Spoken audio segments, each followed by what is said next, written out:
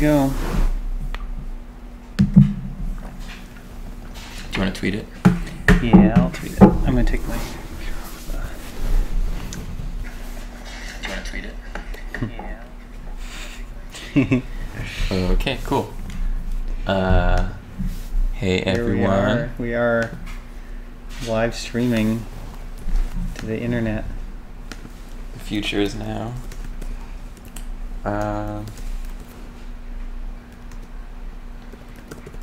Just gonna tweet it, and then I guess we can start messing with these old builds.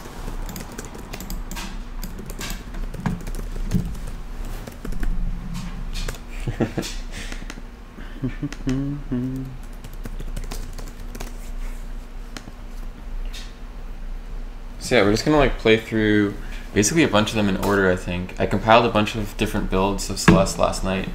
I went through our old version control and just like jumped around to different dates and compiled different versions. And I haven't played them too much, just made sure they ran so that they don't crash. So yeah, we'll see what we remember as we go. I'm gonna close this window. As the trucks start. Giant trucks. Hey everyone. Cool to see all the people here. I guess tell us if the sound doesn't work or is not loud enough or whatever. Yeah, or whatever. Yeah. And otherwise, yeah, I guess we can start. We'll start with the first one in a second. And this is like from 2016, March 2016, which would be like probably 2 months after it was started. Yeah, this is pretty quick. After we decided, at first we were just going to make it like, I don't know, like 100 levels or something. Yeah. And we're just going to expand the Pico 8 one. I don't know. Yeah, you can launch it. Cool. I don't know if we were full-time working on it yet. I don't really think we were. No, I think I was working on it just because I had nothing better to do. But I think you were still working on Skytorn at this point. Yeah. And Pedro and Nomura weren't on it yet, I don't think. So this one also doesn't have any sound, but the next ones do, I think. Yeah. This is Noel drew the original character sprite. Yeah, so this was before Pedro and Nomura started working on the game. So it was just all my art with Matt's levels and coding and stuff. The car's just on a cliff. Yeah. This is the lovely car. She drove up a mountain to get here already.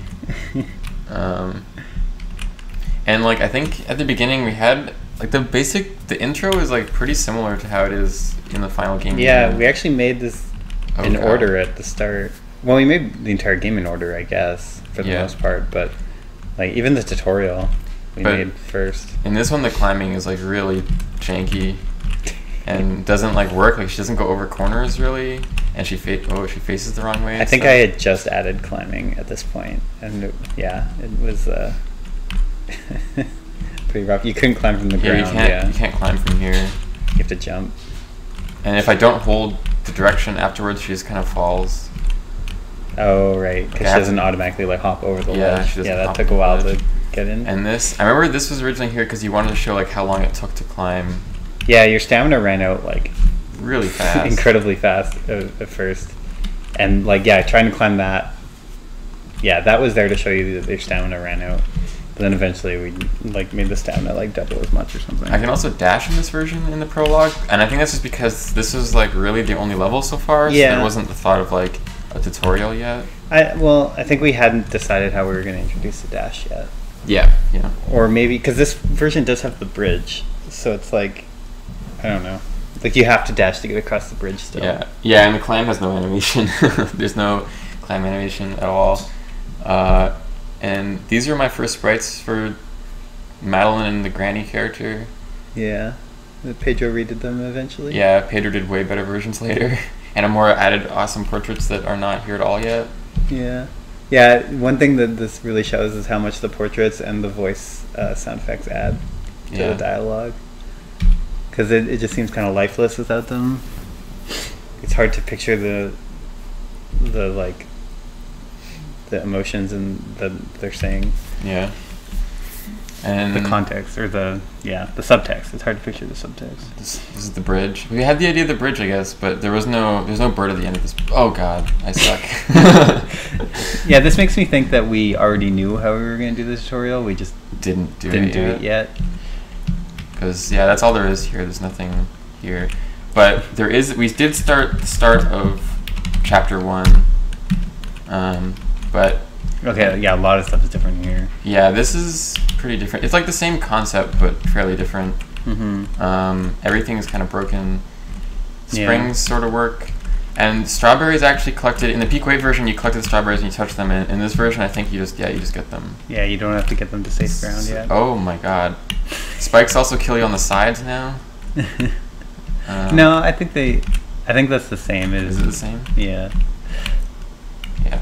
It's just very jarring because there's no animation. There's nothing. And that level's bad. Like the spring puts you directly on the spikes. Yeah. This level is really similar still. There's a couple things where, like, you see how on the edges there's blank tiles. Like, I hadn't come up with the design rule yet of, like, if there's no path there, don't make it blank. Like, put a wall there. Yeah. It took me a while to do that. Yeah, because, like, over here, like, you can't go anywhere, but it looks like you could. It looks like you can, yeah. It took playtesting to realize that people expected those to go somewhere. It's really hard to climb. Climbing is, like, really not smoothed out. I think this version doesn't have Theo yet. No, this version doesn't have we're almost at the end of this version. And yeah, these blocks moved automatically. Yeah. This made me realize that I wanted to, like, cycles are really important in this game, and like these cycles are too long basically. Like anything that takes this long to happen, the player should have to start it instead of it being an automatic cycle. This is something I realized prototyping that. And this level doesn't exist at all anymore. Well, it kind of does. The right side is familiar. And the idea of like a platform that moves up here with a strawberry in the top left is still kind of there. But there's not. The strawberry is actually really hard to get. Oh god, I don't even know. Can I try? Yeah. Or do you want to control it? Yeah. Let's see if I can do it. Release when. Yeah, this is coming out in 2020. Oh god. I don't think you would get momentum yet from your jumps. No, you really don't. But yeah, you can cheese it because you just get the strawberry and then you don't, like, you can just die. So it's not actually that hard. I think this is the end. I don't think there's anything after this. Oh, it's really weird. Like, you can only jump away from walls. You can't jump up walls. Yeah. Yeah, the climbing is like really finicky. And I think that's it. That's it. And there's no other levels, I don't think. I don't know how to even check if there's other levels. Yeah, so this is like 2 months into development. This is what we had, I think. Right? Yeah. Yeah, I think this is pretty much 2 months. Yeah. I don't think either of us were really full time on it. I think Matt was kind of doing it in his spare time, and I was doing art like when I had time as well. Yeah, I was just kind of tinkering with it. There wasn't really a lot. Figuring out what the game is, what your basic moves are, and yeah, the groundwork's there. Yeah. The tutorial section is surprisingly fleshed out. Yeah, the prologue is almost the same, just with like nicer art and like stuff. The dialogue, I guess we went through the dialogue pretty quick, but the dialogue is actually pretty similar to the final dialogue. Yeah, just like fine-tuned. Okay, so that's that one. That's March of 2016. Okay. Let me see if anyone's saying anything. Oh, hey, Kirk's here. Hey, Kirk. And Kaiser on. Hey, guys. Sweet. And Colin. Wow, lots of people. Hey, everyone. Cool. Thanks for coming. Okay, so next one is the 6th month of June. I don't know. It's one of the months. I had to say them in order to figure out what the 6th one is. June, probably? Yeah, it's probably June. So this is looking pretty similar to what we just played, just like slightly nicer. Oh, there's sound? Is there sound? Let me turn it up a little bit so I can hear it too. Oh yeah. These are my placeholder sounds. We always knew we would get Power Up to come in and do sounds. Oh, the car is actually, you can jump on it now. And it's in a realistic location. So this is actually really getting close to what, there's a climb animation now. Yeah. This is getting a lot closer. Is there a room up there? Oh yeah, we should say spoilers. Like, if you're worried about spoilers, we're going to spoil a bunch of stuff probably. Yeah, I think we're going to go through the whole game pretty much. So there's going to be, a lot of, I just died. A lot of stuff. I'll see if I can go up there. Yeah. Ooh, I can't dash. You're right, I can do it. My controller. Oh, whoa, yeah, you can't dash. I forgot about that. Yeah, that's like the normal game. We're just terrible. Oh, wait, you can't go up here because this ledge is different. Oh, yeah. I remember at some point a tester, or maybe it was you, was like, it'd be cool if you could go up there. And we're like, yeah. And we added birds and stuff. Yeah, you can play. I don't care. But, My fingers are just on all the wrong keys. Okay, so the bird's still here now. So this is getting pretty close. Like we changed all the UI at some point. We changed everything to be like high-res art instead of pixel art for everything. Oh, this is an interesting thing. Is Madeline? Oh yeah. Madeline has stamina like normal, but she also has like to catch her breath. So if you run out of stamina, you can't move for a while. She has to like sit there and flash red for a bit. Which is like, I was kind of thinking that would be interesting because if you like land, like if you're out of stamina and you have to pick where to land, you like couldn't land on like a crumbling platform because you would fall and die. It's like what I was thinking, but it ended up just being annoying. Yeah. It was in there for a long time though. It kept getting shorter and shorter. Yeah. The time she had to catch her breath for. Yeah, and eventually we were just like, nah, it's just bad. We should just take it out. Those sounds. Yeah, the dialogue sounds are the worst by far. I mean, none of the sounds are that great, but we just find it important to put in sounds in our prototypes for the feedback, just to make sure. Like when you're testing something, if there's no sound, it's a lot harder for people to feel the feedback of things. What's going on with the background? I guess it like there's a lot of holes in the background in the tile set, and the trees are like not drawn as nicely as they are now. Like Pedro like went in and like redid all the trees. Yeah. Jeez, that dialogue sound. Yeah, that's tough. That's bad. Oh, she has the ha ha ha now. Jumper remedies. And the bridge is here. Oh yeah, and that's the final sprites. Yeah, these are unchanged. Our particle effects got a lot better. Yeah. At some point we instated a rule where particles can't just be rectangles. Like, if a particle is just like a solid color rectangle, we have to replace it with either a sprite or a single pixel. And there's a really old Celeste title image. Oh yeah. This might have the map in it? No, okay, it doesn't. I'm really excited for the old map to show up. Yeah, the old map is pretty cool. This level is looking a lot closer now. I think this entire chapter is... It has placeholder music. I did this music. Oh, yeah. I just like making music. I kind of... At the start, I was like, maybe I'll try to make the music for this game, but part of me always knew I wouldn't be able to. But I'm really glad we got Lena, of course. Her music's incredible. But it was fun doing placeholder stuff for a bit. These things are actually basically the same now. They just like look better. I kind of want to try playing the next chapter because this chapter is actually going to be pretty similar to what it is now. It's missing a lot of stuff, but it's like, missing a lot of visuals, obviously. Yeah, and do you get momentum off of those? I think the window's like the window's just like really it just doesn't small. have grace time after. So as long as you jump before it stops, you're fine. I added grace time after, like, quite a bit later, I think. The springs are, like, half as big. Yeah. A lot of little differences right now. Yeah, that's not a flying strawberry anymore. Yeah. Yeah, so I guess this area, like, we were playtesting it a lot, even this early. Yeah, this is going through a lot of iterations a little bit. Yeah, so that's why it's pretty similar to... Like, even we continued to playtest the first chapter throughout pretty much all of development, so, like, it even had, like, small changes happening near the end, but all the big stuff was pretty early on. It's a lot less forgiving in terms of the inputs are, like... Yeah, just windows for everything got bigger as we went. It's kind of like when you're trying to make a hard game, it's like at first your instinct is to make all the windows small because you want to make the game hard. But then you start finding other ways to add difficulty that aren't as punishing as development goes on. Yeah, the idea for all these levels is pretty similar. There's like really subtle changes. Yeah, like the way you get in that secret. Yeah, the secret's different. Yeah, the general like concept of each level is the same. This way before you had to go like around this way to get back up.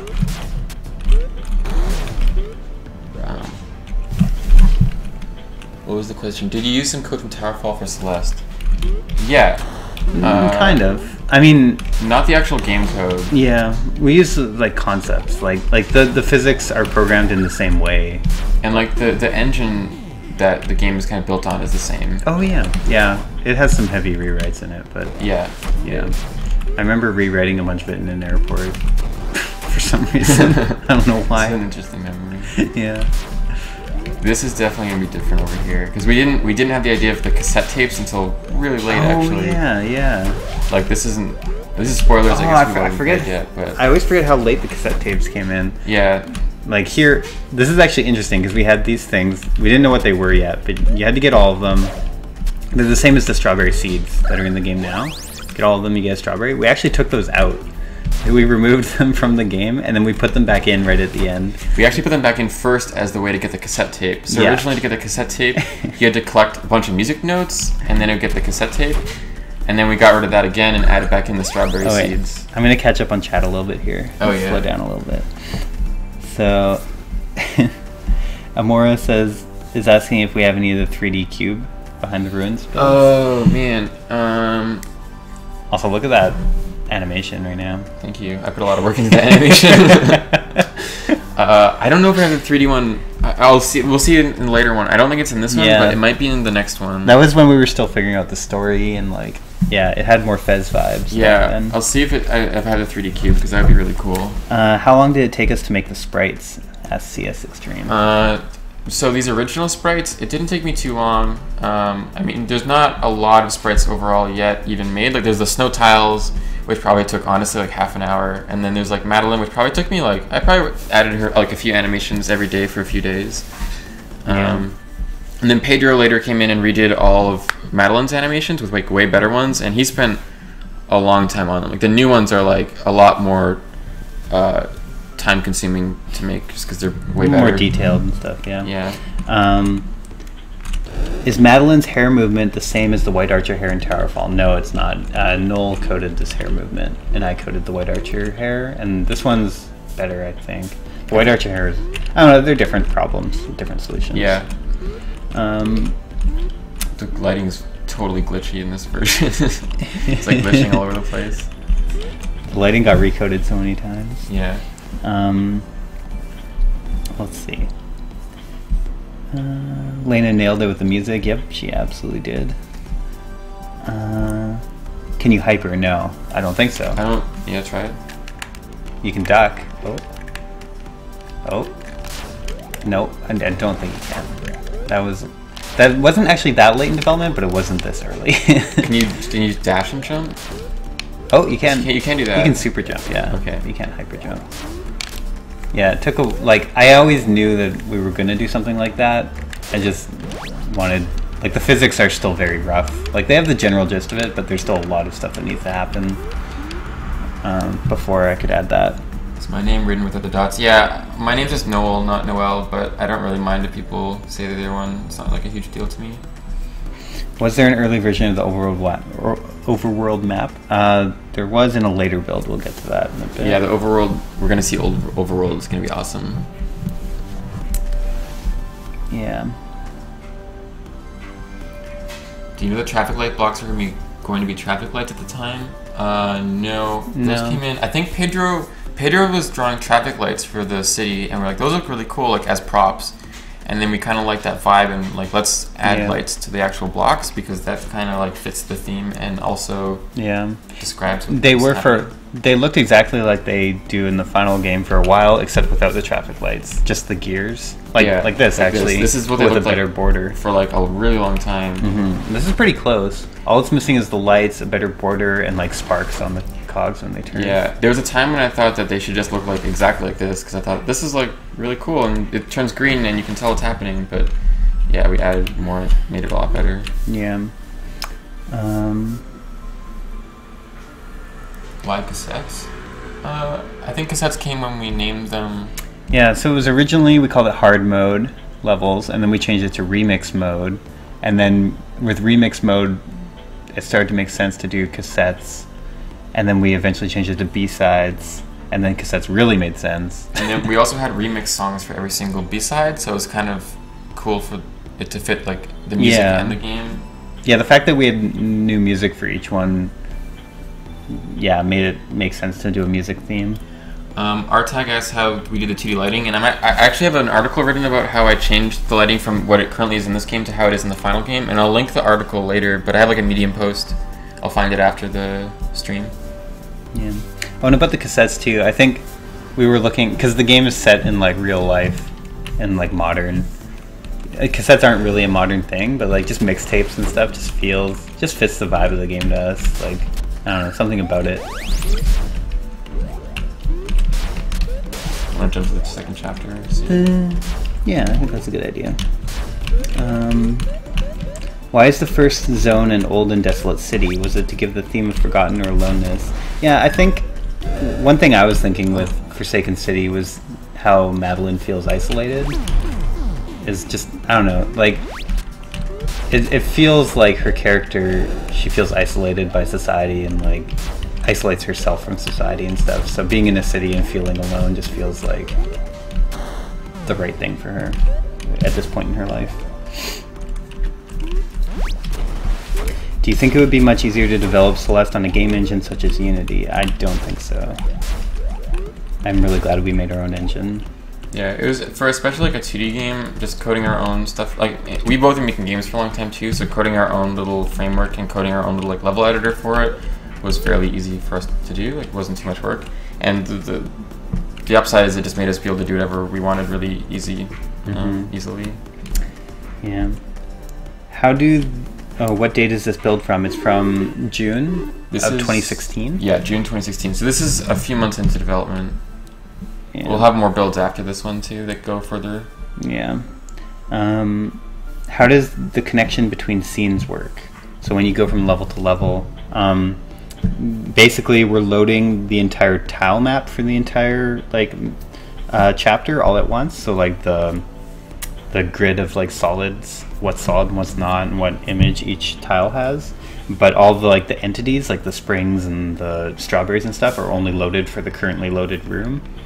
And then we just load stuff as we go between them. Yeah. And also in this version, it didn't have an overworld, so this version would you just play the levels one after the other. So you do the prologue, and then if you beat the prologue, it goes right into the chapter 1, and then chapter 2. Actually, like, this is what it worked without.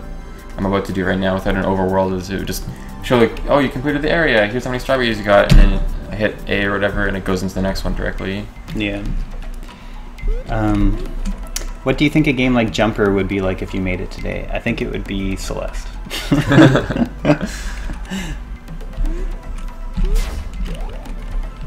Okay. Yeah, that concept was pretty early on in this chapter. I think this is, if I'm remembering correctly, this isn't the first version of this chapter. Yeah, this is slightly later. Like, the very first version of this chapter was only the chase, only the boss fight. And then adding all the stuff before it came after. So I think. Oh, so you can jump up walls now in this version, right? Yes, you can jump up walls, but it's actually finicky because you can't. It doesn't feel like you can do it a lot of times. Yeah, there's less stamina. Just like a lot less stamina. Yeah. And you still have that like waiting on the ground thing, or if I run out, I have to like sit on the ground for a while. Did we roll our own solution for tile maps or use something like Tiled? We have our own editor called Ogmo Editor. Ogmo Editor 2 is public. We have Ogmo Editor 3, which is just internal right now. We always meant to release it, but we never got around to finishing it. How important is art and story in the early stages of the game? Not very important, honestly. Depends on the game, obviously. Yeah, well, for this game, for this game, not very. But the story became the center of the game as the further we got in development. It became clear that everything was based on the story, but at this point, we just didn't even know that there was going to be, like, we knew we wanted a story, but we didn't know how deep it would go, or like, yeah, we had feelings. We didn't have like a concrete, like, this is what happens. We just had like, this is how it feels. Yeah. And then that became the story. And a lot of it was like Matt was prototyping kind of levels really early on, and then everyone would come in after and kind of contribute to making the level actually feel like a finished piece. Like right now, it's just the level's actually fairly similar right now, even to what it was in the final game. Just a lot of like tweaking and fine tuning, but like mechanically, it's fairly similar. And no, you can't. Someone's asking. Grant Flo is asking if you can jump out of the dream blocks. No, you can't. You can't in this version. No, I think that was added when I started designing the B-sides, and I wanted another like technique involved. This idea was pretty early actually. Still. Will we play around with the level editor for a moment? We could do that. I don't know if it's on this PC. Yeah, I can get it onto this computer if you want. Okay. Yeah, we can do that later. Any chance of a new Give Up Robot? No, sorry. I don't own the rights to Give Up Robot.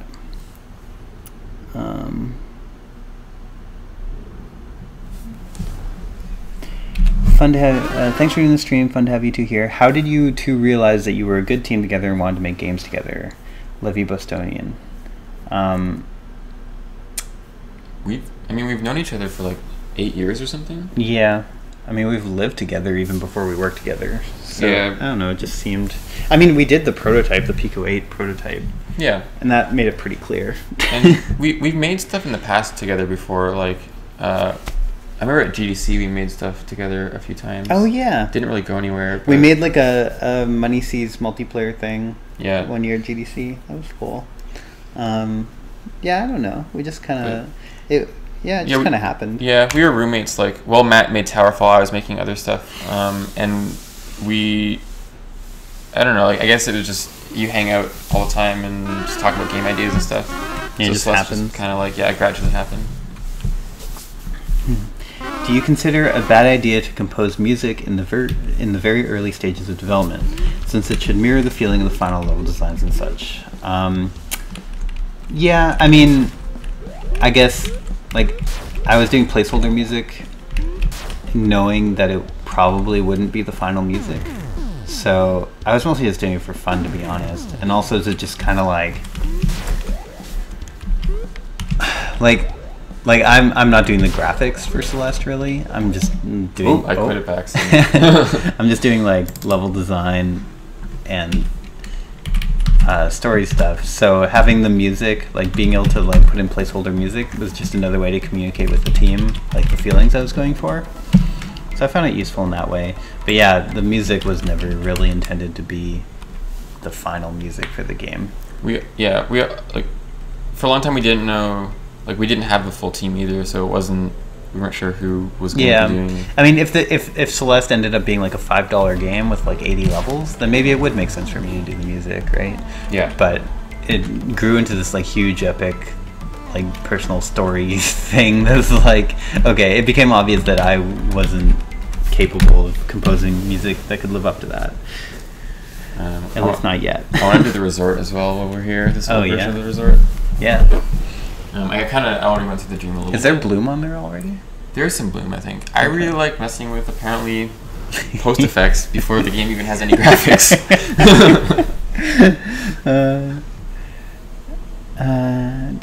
How much inspiration did you overall take from Smash Bros. Melee? I know you talked about that game sometimes. For Celeste, not really much, to be honest. I think... I don't know. Madeline's Dash has some flavors of Fox's Up B in there, I guess. But, like, yeah, no, much more for Towerfall than for Celeste.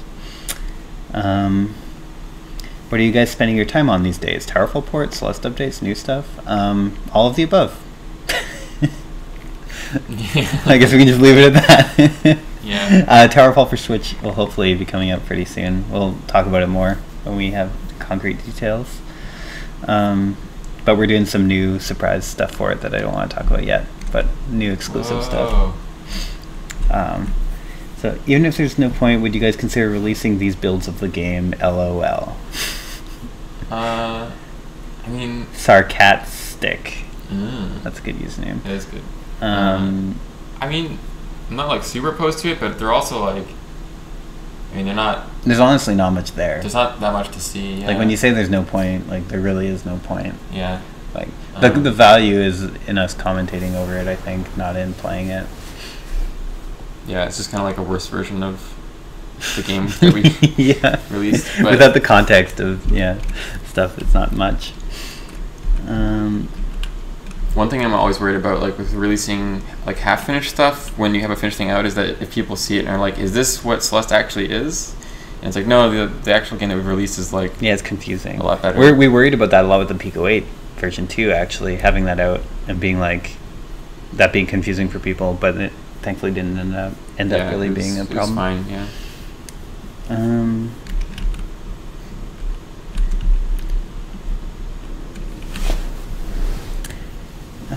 does her hair work?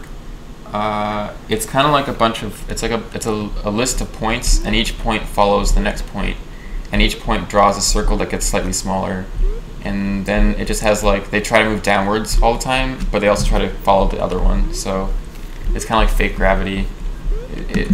Yeah. Have you considered adding a Celeste level editor to the game? Yeah, we've considered that. We're still thinking about it. We're not sure if we're going to do it or not yet. Yeah.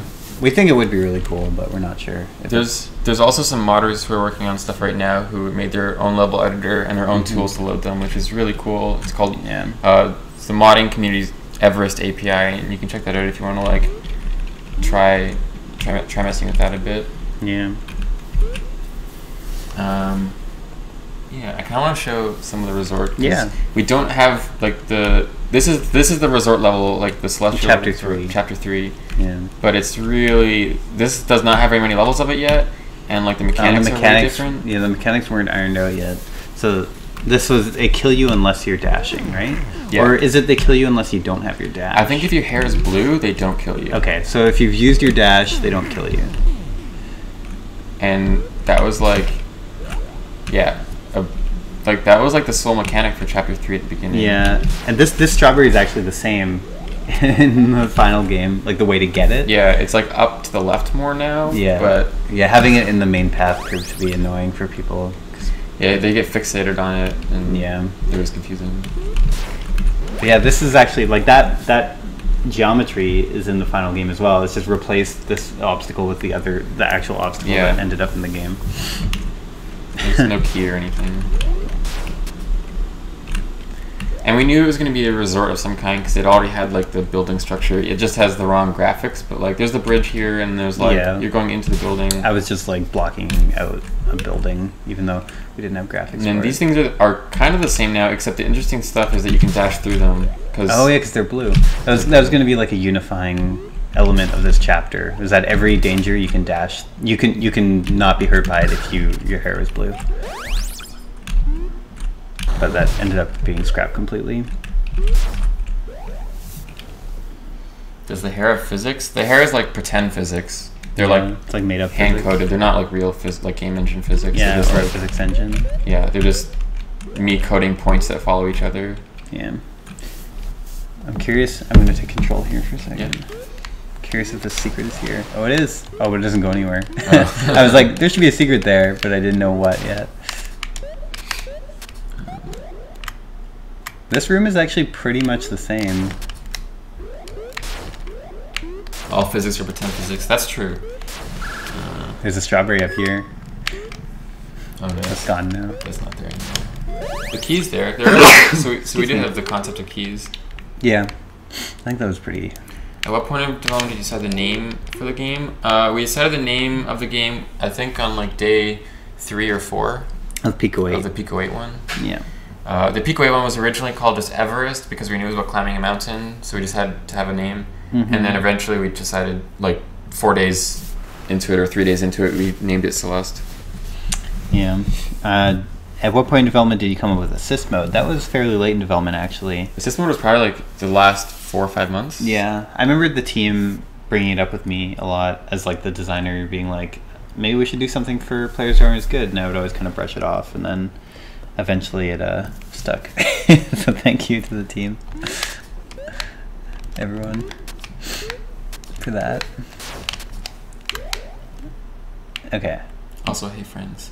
Oh yeah. Hey Gabby and Zach. Okay. Oh, these spikes are different. Do you think a game like Celeste can be developed as a side project, or does it require full-time work? I think, yeah, Celeste had to be a full-time, like it would have taken so long. Yeah. We worked way too long, like way too much on it. I think there's a version of Celeste that could be done as a part-time project. I mean, full Celeste could be as well, but it would take like 10 years. Yeah, it would be like an Owlboy scenario. But we worked on this game full-time for over a year, with like multiple people full-time on it. But I think, you know, we could have just kept it a part-time project, but it would have ended up a lot smaller or taken us like a lot longer. Yeah. That's kind of the trade-off. Oh, these are a lot different. Yeah, so they all come out. And they come out they come based back on in time. too. And they come out based on time. So in the full game, only the ones you touch come out, and they come out after you leave, and then they stay out forever. This strawberry is the same kind of the same. In the final game, that actually leads to another room, which has a challenge with the strawberry. How did we end up working with Pedro and Nomura? Well, you were working on them with them on Towerfall. Yeah, I was introduced to them by Chevy Ray. Showed me their work on. I can't remember it was their game after out there somewhere. Dark Dungeons of Doom. I'm getting it wrong. It's DDD is the acronym. I remember that, and it was on Ouya, and we had just got our Ouya from Ouya because we were going to do Towerfall for Ouya, and yeah. Oh my god, this level's really hard. There was a question I want to address. Yeah, Deep Dungeons of Doom. Yeah, Deep Dungeons of Doom. Sweet. I got it right. Yes. There was a question up here I wanted to address, but now I can't find it.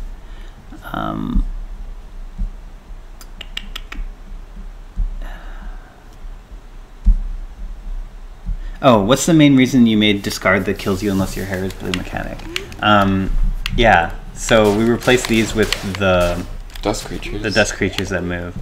There's a couple reasons. I think one of them was that these feel too rigid. Like in Celeste, I like it when there's multiple ways to get through things, and these feel like they really restrict that. And then also the dust creatures, I felt they fit the metaphor better. Like once we knew about Mr. Oshiro, like we had no concept of Mr. Oshiro being in this hotel yet, or what Madeline was even doing in the hotel. But once we knew Mr. Oshiro was the focus of the hotel, it made more sense to have the dust creatures because they represent his anxiety. And then the way the dust creatures work on cycles is like, I don't know, that metaphor to us just fits really well with dealing with someone else's anxiety and trying to help them, is you have to like fit in these cycles. Hyper dashing isn't in this build. No. Too early. Where did the idea of having Theo come from? Theo is like a foil to Madeline. Like as Madeline developed as like in her character is kind of like down on herself and dark, we wanted like a more positive, upbeat character to be a foil to her. Originally he grew out of that eventually, but originally he wasn't that important either. Yeah. He became much more important as we worked in the game. Yeah. Because originally he was going to be a hiker that you could just talk to optionally through the entire game. And we changed that and we scrapped that. We're like, no, he's like way too important, and you have to like, he's actually like a huge part of the story. Yeah.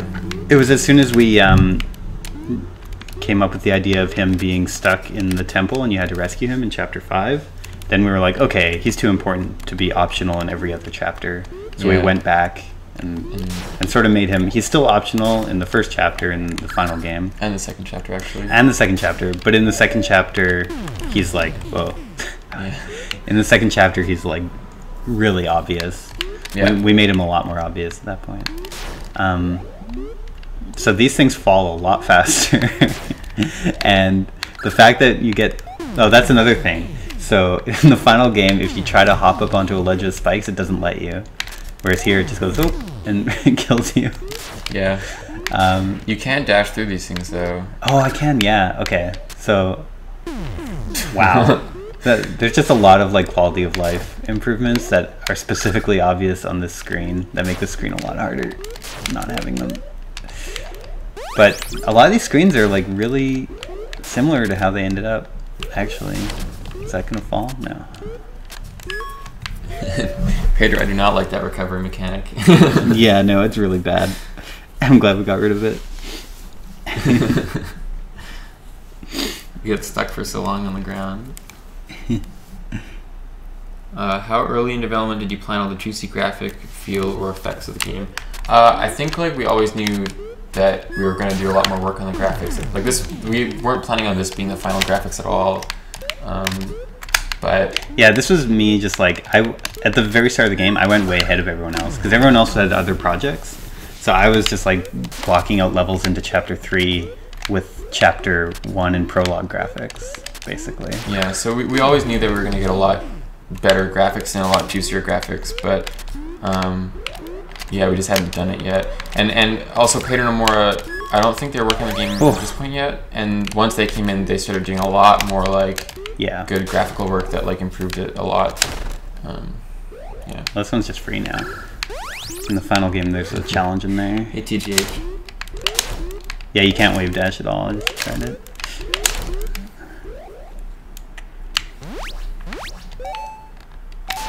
Oh man, this is actually a lot harder than in the final game. Replaced a lot of these spikes with the tentacle things. Oh man, this is actually really hard. Yeah, the game, like Matt was saying earlier, basically everything got bigger windows and just like we opted for like making the game feel better. Look how fast these things fall. They have like the max. So in the final game, they fall this fast if you're ducking on them. Oh, they just like fall really. Oh yeah. Yeah, this level structure is really similar. That key took a long time to start on you. Oh my god. I did this thing with these crystals for a long time where if you're inside of them and they dash, they won't give them to you.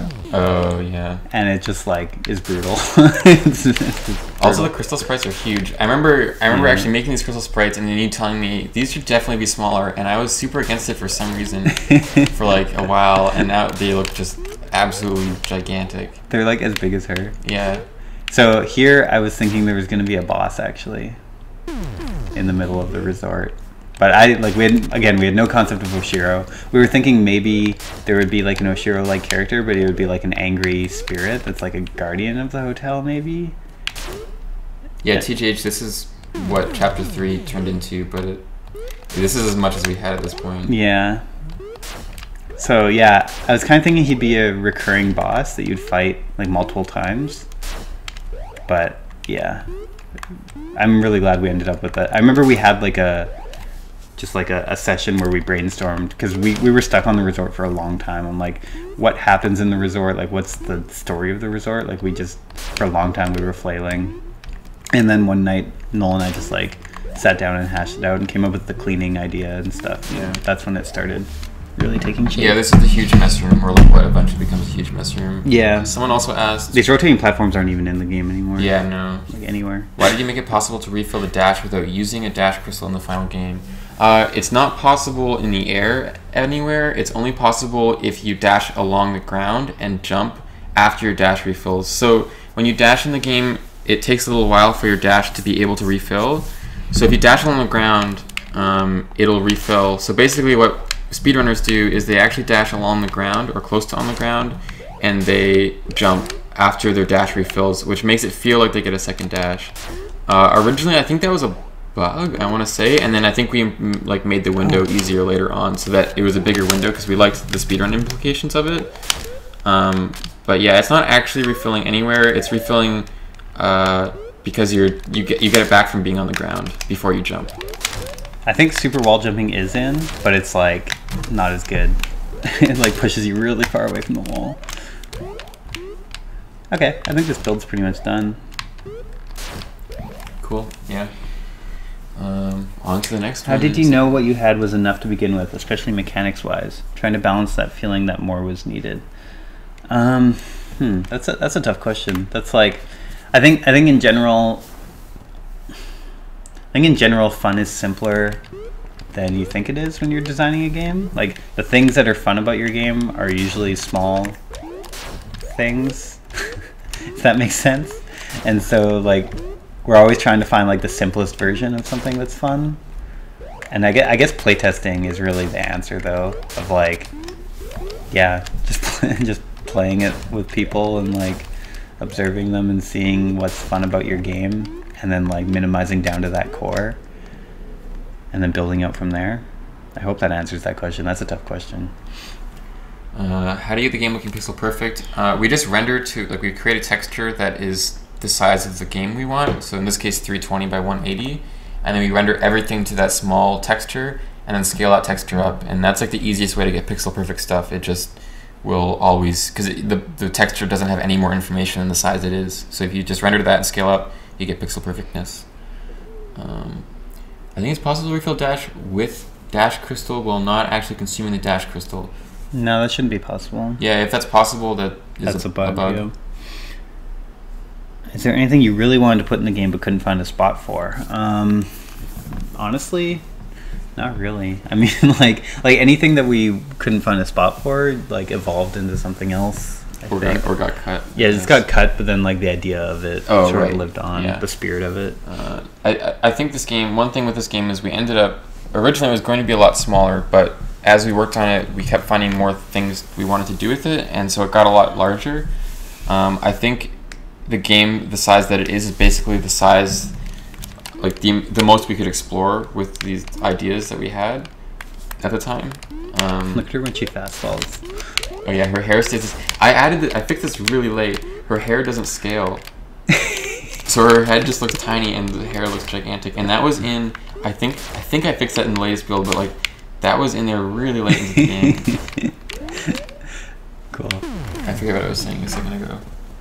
While you're in. Okay, let's load up the next build. Okay. Yeah. Even if we're answering questions. So this was. That was June 2016. So this is now 6 months later. This is New Year's Day. Yep.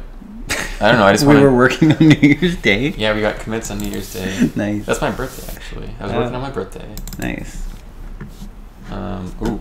Okay, wait. I'm gonna full screen this if I can. Man, the logo got so much better. Okay. Nice. This one's cool because this one has a map. I'm really excited for this map. I want to look at the credits first. There's It doesn't do anything. Well, options. Oh, we actually have options now. So This reminds me a lot of the early Towerfall builds. Wait, it said full screen off. That's because I did it. Okay. It doesn't understand. Okay, begin or let's go debug probably, right? Yeah, debug.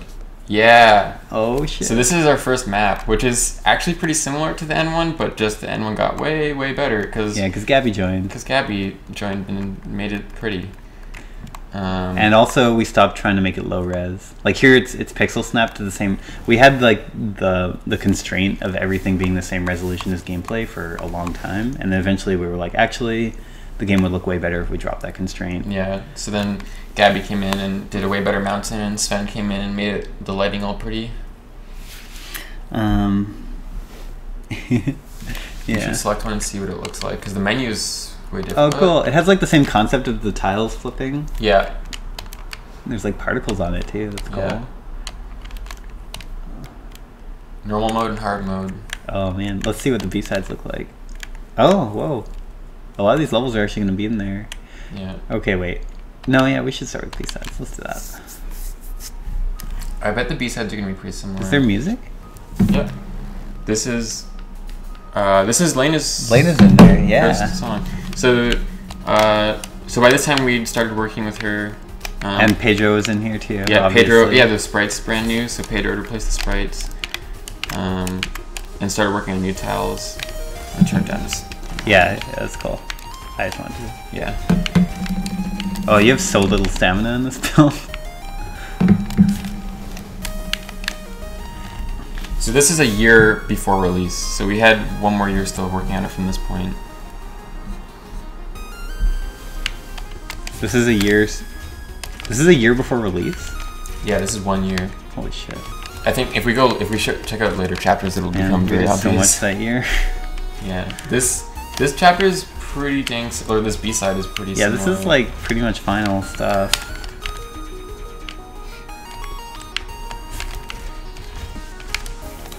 How did we do this moving wires? Did I see that right? How did you guys... Oh, the wires that are like in the wind in the background. Oh yeah, those Oh, we have these flags for checkpoints. Oh yeah. Sorry to interrupt you. No, that's fine. The wires are just like a line drawn with a Bezier curve. A Bezier curve is just like a mathematical way to draw a curved line.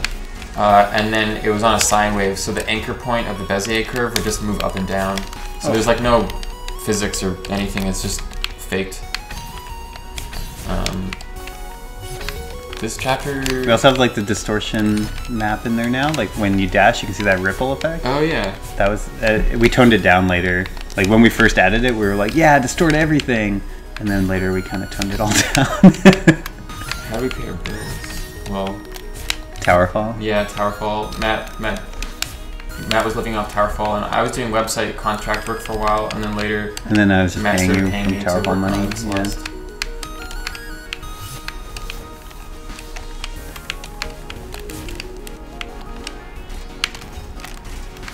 Yeah, these levels are pretty much the same. It's a lot darker looking, actually. I think I changed the lighting a lot. I think we just lightened it, like, or decreased. It's similar to the distortion thing. Like, once we added the fancy lighting, we were like, make it really dark so the lighting's really obvious. And then later on, we kind of rethought that. Pedro's asking for the 3D cube. Well, yeah, we'll check the 3D cube and see if it's there.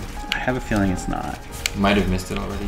Yeah, we might have skipped it. It wasn't there for very long. It felt like it was there for a while, but yeah. I have tweets of it somewhere. I wonder if I can... Oh, yep.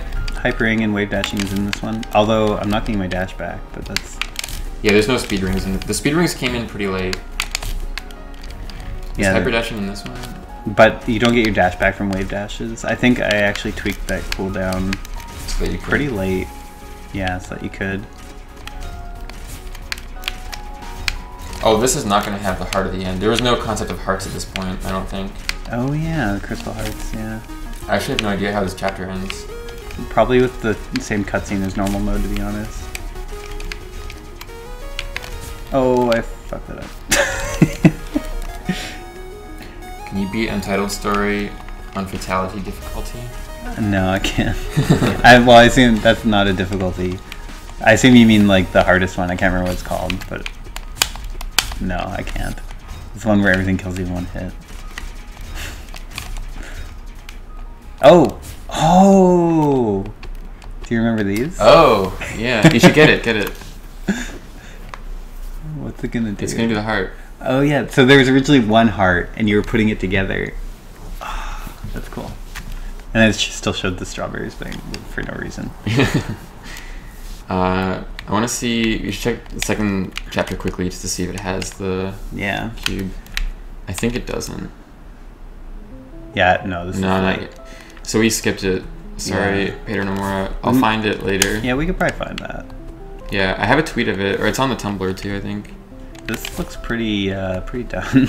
Yeah, this is really close. It doesn't have the fog, I'm noticing. Oh, also this... Oh, this is the gem. Oh, you should do it just to get the gem. Yeah, I forgot about the gems. Yeah, it took us a while to figure out the collectibles and what they should be and what they should unlock and all that. Let's see if I can do some... Speaking of hearts, I was curious why you can sort them in the journal. That was just kind of an experiment. It doesn't do anything, but we just thought it was a cool idea to write a line of poetry for each of them and then let you like construct a poem out of the things. This is getting pretty polished and done. Yeah, this is... she didn't run outside the mirror. Like, we changed it later so it actually shows her, like, leaving the mirror in the scene before she just left. And that block changing got way better. Here it just, like, glows and then changes, but later we added that animation of, like, it... I don't know how to describe it, but it's better. The secret got more obvious because no one was finding it. Oh yeah, Pedro drew so many gems and now they're gone. No, they're in the game. Oh, they're like chapter 7 has yeah, them. We moved them to chapter 7, but originally those gems were in the actual chapters. Yeah, the strawberry seeds weren't in the game. So they were originally, then we removed them and replaced them with these, which are the gems, and these unlock hard mode, I think, was the idea. I think doing hard mode. And then we changed these to music notes that form a cassette, which unlocks hard mode. And then we took out the music notes and just had cassettes, and with the rhythm levels, pretty late we added the rhythm levels. And then after we did that, we put the strawberry seeds back in, which give you strawberries. Yeah. So it was a pretty roundabout way of getting to the final design. Can you hit start? I want to see the menu. Okay, so it's just everything is pixel art still. Yeah, everything is still pixel art. We should find some. Oh, we should go to the dialogue because I want to see Amora's portraits. Oh yeah, I think they're pixely. Yeah. So for a long time, the UI was all pixel art, and eventually we redid it all. Wait, first I'm gonna see. Oh, what's over here? Oh, yeah. Is there gonna be anything up there? I don't know. Oh, there's something up here. Oh, I don't know if I'll make it. Oh. I have no idea what's up here. Yeah, I have no idea either. Oh, it's probably another. Oh, might be the. Yeah, we planned for 16 of these. So yeah, every single heart was replaced by a piece of this heart. There's also a thing in chapter 3 that doesn't exist in the game, and to this chapter actually, that doesn't exist in the game at all anymore, which is the journal. Oh right, the journal entries. We can show it even though we don't have any text. Yeah, I don't even know where. I know where it is. I know where one is in the chapter 3. I know where this one is. Do we use Git? I use Git for almost all my website work. We used Mercurial for this game. Yeah, we'll probably switch to Git though. Yeah, here's the pixely portraits. Oh, I'm so glad we switched to high res. Yeah. Why did you decide to change the font from pixel art to vector? We made it vector art for a lot of reasons. One is like readability was way nicer. We liked how it looked a lot more. We liked the portraits being high res because Nomura drew these awesome high res portraits. We also, for translation, it made translation a lot easier, especially translating to like non-Latin languages. Getting pixel art fonts working would be really annoying. So it's just like, it made it a lot easier. It made it easier to read, and we ended up liking how it looked more. This dialogue got way better. It's missing the part where Madeline is like, "Why do you look so creepy?" And Madeline's like, "This is just how I look like." I think that's a really important part, because right now it just feels like Madeline is just antagonizing you for no reason, and it's not a two-way relationship. We kind of moved away from her just being a villain, obviously. As oh, you can jump out of these. You can jump out of them now? Yep. Nice. There's also the checkpoint flag up there still. Yep. These levels are probably pretty similar. Yeah, I think so. There's my music. Because Lena hadn't done this music yet.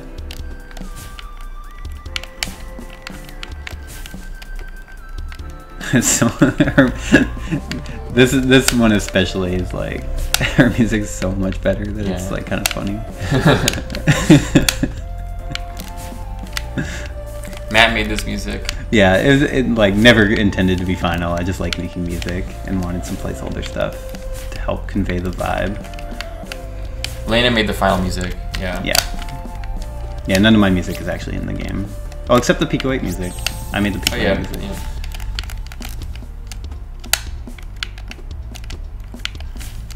ET on level editor. We haven't figured out we're like. Oh yeah, we don't even know. ETA doesn't really make sense because we don't even know if we're gonna do it yet. Yeah, we haven't figured out like how we'll make it or if we'll make it or when it would happen at all yet. Yeah. ET on Towerfall switch. Someone asked just now also. It's really hard to say. Soon. We're like almost done. Like we're content complete. There's just some bugs we have to figure out.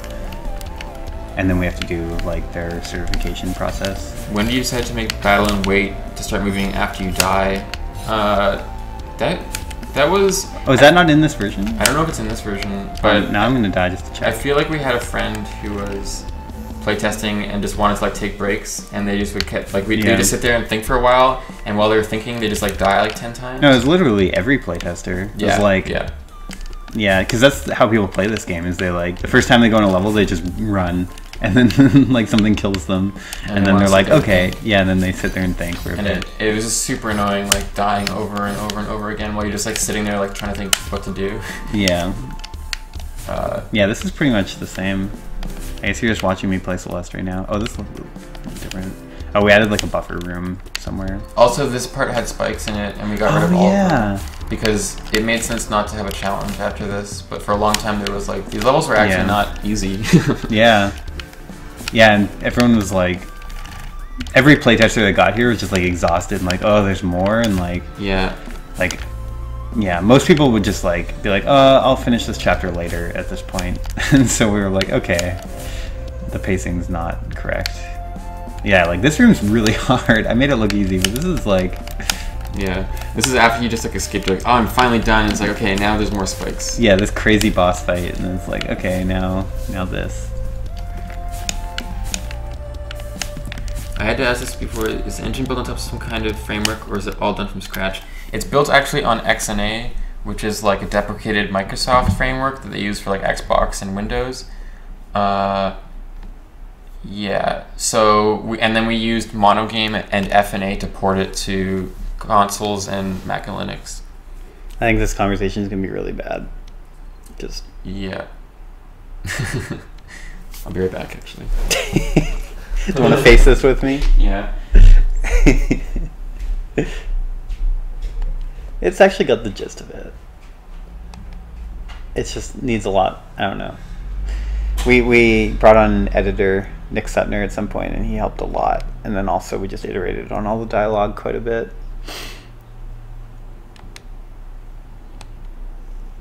Yeah, actually, this is pretty similar.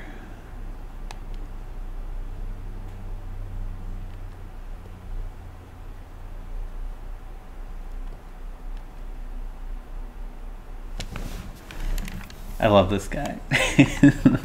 That was one of the first things Pedro did. What's the who green hair? I don't know what you're talking about with green hair. Oh, who's in the portrait with green hair? Yeah, I don't know. It's ambiguous. How do we do the distortions when we dash through the jelly? That's a distortion map. You can Google that. It's a shader thing. Yeah, it's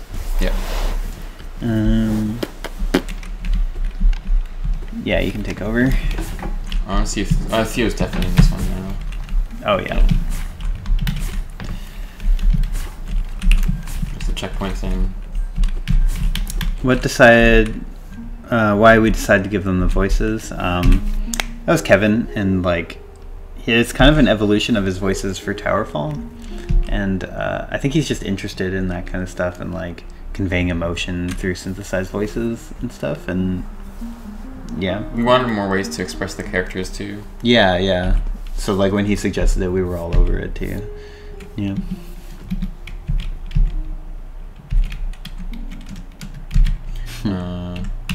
I actually want to see.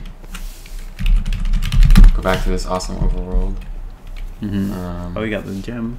Nice. Yeah, those gems got moved to Chapter 7 in the final game. So Celestial Resort, and then Cliffside. Golden Ridge was called Cliffside for a long time. And then just Temple. And I think these levels were going to be pretty rough still. Like they didn't. Oh, so those 3 different colored blocks. Those are the different colored blocks in the. Yeah, the trashy cleanup. Yeah. Or the messy cleanup. In the resort, but it just. They were just blocks, and I think this one's gonna get pretty close. Except camo. Yeah, the dust creatures were a lot different. Yeah, we experimented with a lot of different looks for them. Oh, I had the snow here. I think that's still there, but it's just a lot lower. Yeah, yeah. I think. Oh yeah, this key is here. Oh yeah, everything Noel looks drew that key. Slightly different. Yeah, I do this key and this door, but Pedro redid them way better with awesome animations. Oh, there's still no Oshiro.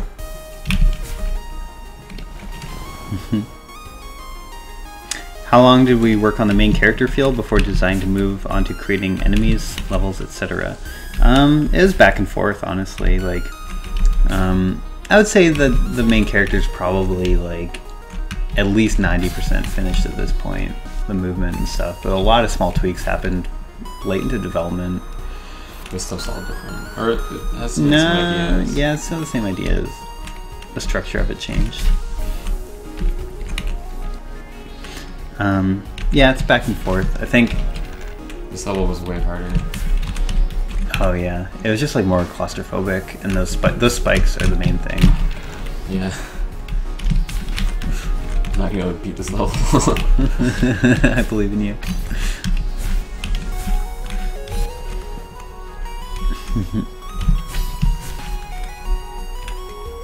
These still were. Oh, these. Okay, the idea for these had now become closer to what it evolved a bit, yeah. Now that they come out one at a time, but it's still time based after you touch them, and now they never go back in. Yeah. Actually, they might be the final because we actually flip flopped on those. I think they're the final design right now, but then we changed them. Yeah. Yeah. And then they went back. Yeah, I think that's correct. Why is pixel art important to our style? That's an interesting question. I think, like, Towerfall and Celeste are both like very pixel perfect games, so I think the pixel art is like it helps with the precision of the gameplay quite a bit. Yeah. And also, I think we just all love pixel art. Yeah, just like how it looks a lot. Like it's just an art style that we all enjoy. Yeah.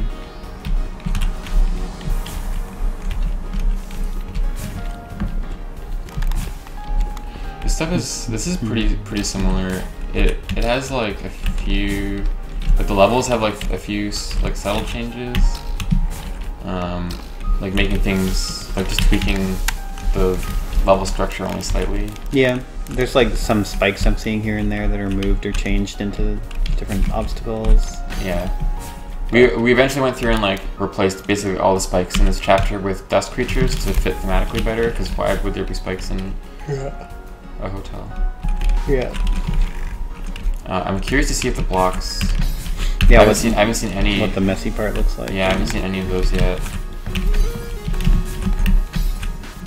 Whose idea was it for Theo to have an Instagram? I don't know. I think that was. I mean, Nomura was a huge part of that from the start. Yeah, she did all of, like, made them. Yeah. Drew I don't know all. if it was like specifically her idea to do it, but it was.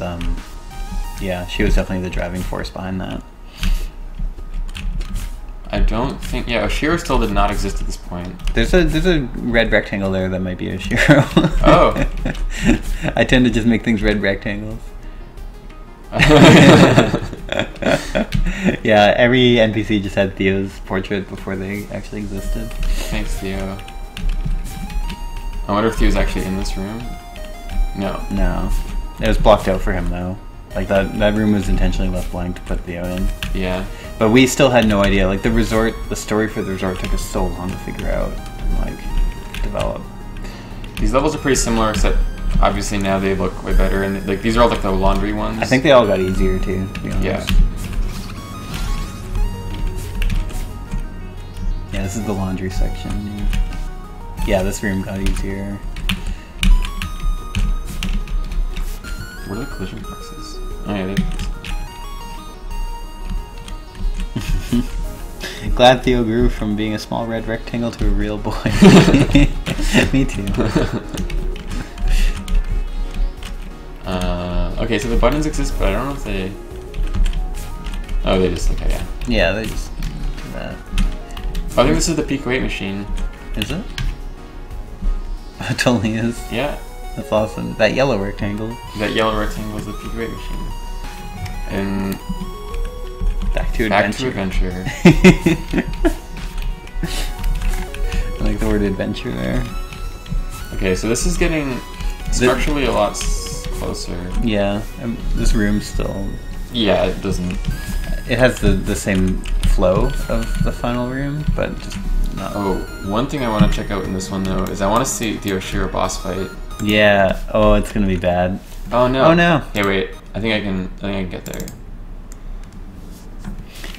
Did you re-implement the Pico 8 game in C#? Yep, Noel did. Yeah, I just line for line ported. Oh no! Why doesn't it let me load this? You could load the next room maybe. Yeah, I feel like I played this. I checked it like last night and I thought it was working. It might be the checkpoint. Oh no. Yeah, it's not working. Maybe I'll just try from an earlier level and just play into it. Yeah. Or just like right clicking on this map doesn't work or something. Oh. That's weird. Can I right click from anywhere? No, okay, right clicking on this map doesn't work. So I'm just gonna load in from a checkpoint. Just find the name of it from there. Or yeah, or load from a checkpoint. Because I really want to see.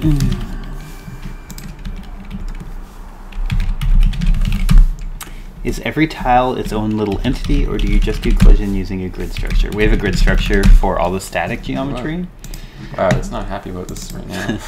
So anything that doesn't change is a grid, and then like stuff like falling blocks and moving platforms, those are their own entities. It's a pretty necessary optimization, I think. Oh my god. Okay, this version is apparently very unhappy.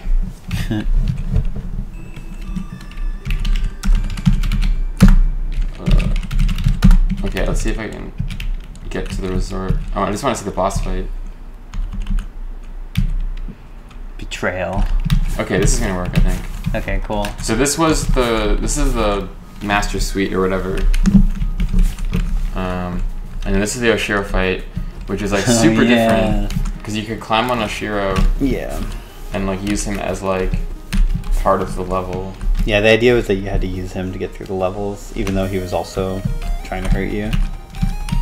Which I think kind of works metaphorically, but yeah, it just never felt fun. It's always like awkward. Especially as we gave Madeline more and more stamina, this like sequence made less and less sense.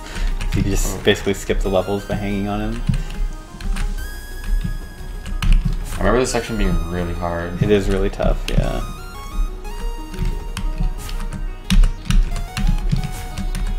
This level's so long. Yeah. Oh, this one's, yeah, pretty brutal. Nice. Thanks. Yeah, these levels got completely cut. Yeah, none of these are here anymore. They're not even, yeah.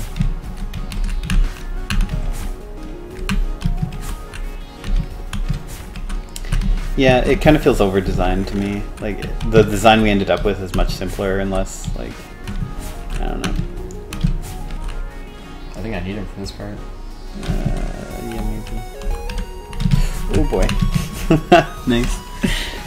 Oh, this level is really brutal. I'm not going to beat this level right now.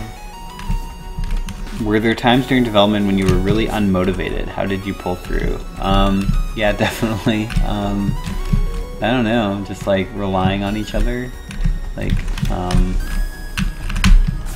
oh boy. That was close.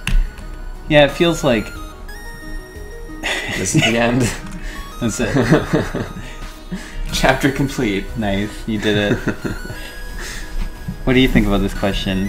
Were we really unmotivated at points, and how did we pull through? Oh, yeah, I think we definitely got unmotivated at times. I think we definitely questioned ourselves, and like we weren't sure if it was going to be a good game or not for a long time. I'm just gonna look at what this is. I'm not even sure. I guess we just kind of. Wow! Took breaks when we needed to, as best we could. This is really similar. Yeah. This room is not, but I mean the idea of it's the same. These spikes are offensive. Yeah, I don't know. I guess we just kind of. These things are different now, I think. Oh, they went on the. Oh, they just stay. Yeah, they just stay. I'm trying to think of a good answer for that question, but I'm not sure. I have to think about it more. Yeah, I mean the answer is yes. We got motivated. Considerably at times. How we pull through, I think mostly honestly it's just relying on each other, like we're a team and just lean on each other when we need to.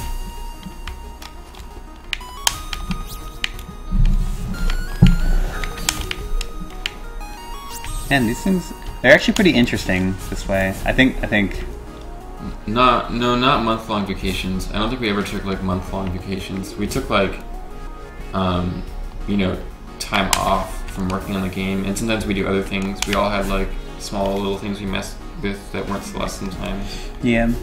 I don't think we ever took like a month vacation or anything like that. I mean, I think, well, you and I know I think we worked too hard on this game. Yeah, we worked a lot. Like, I know at the time I also felt like I needed to work really hard on it because like financially, like I had to keep working. Like I didn't feel like I could take huge breaks. Yeah, I'm not sure why I did it. Masochism, I guess, but definitely crunched too hard on this one. Well, this strawberry's not very good. Oh yeah, these are why these are called swap blocks, is because originally they would just swap. Oh, they swap positions. Yeah. I totally forgot they were ever like this. Yeah, these rooms aren't, like this room's not that interesting to me. No. How long did this game take to develop? It took us 2 years to make Celeste. Oh crap, I think I'm screwed. Yep. Okay. Oh, the switch was persistent. Can we check out chapter 4 later too? Yeah. I'm curious if it has any art. Oh yeah, that problem. That didn't get fixed till late. Basically, if you're on these blocks and you dash upward, she's actually like a pixel above the block the whole time, and so you can't jump. It took us a long time to fix that. Yeah. The physics in this game have so many hacks. Like I really like the physics code, but yeah, like getting it to work perfectly was like, it's always gonna be hacky. Were we entirely self-funded? Yeah, Matt funded Celeste through Towerfall. And for a while I was doing other contract work and stuff like that. Like I did web design and stuff for a while, until the last year of development.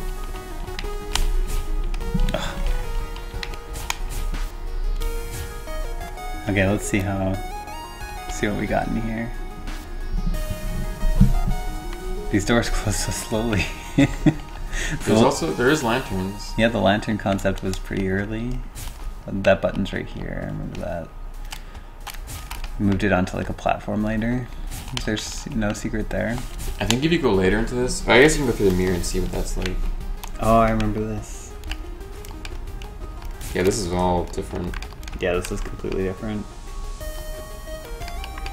Oh, this is getting similar now. This is pretty similar.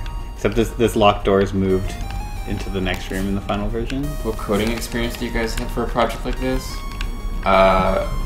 Both. I mean, Matt has a degree in computer science. I went to computer. I did 2 years of computer science at a university, and I dropped out. We've both been coding for quite a long time. We made this game in C#, but we both started with GameMaker, which is like an awesome tool for making games in. So if you want to like learn how to code, I would totally try out GameMaker or Pico 8. But yeah, we've both been coding for like 15 years, probably. Yeah, probably. So we've just been doing it for a long time. But to make a game like this, you definitely don't need to have been coding for that long. I think you could do, like, technically this game isn't that wild or anything. I think you could do it in like in GameMaker or something for sure. Yeah, probably. It definitely helped with us having no code for a long time. I mean, it would probably take longer. Yeah. If you don't know how to code very well. You can totally learn how to do this, and like we learned through GameMaker basically. Yeah.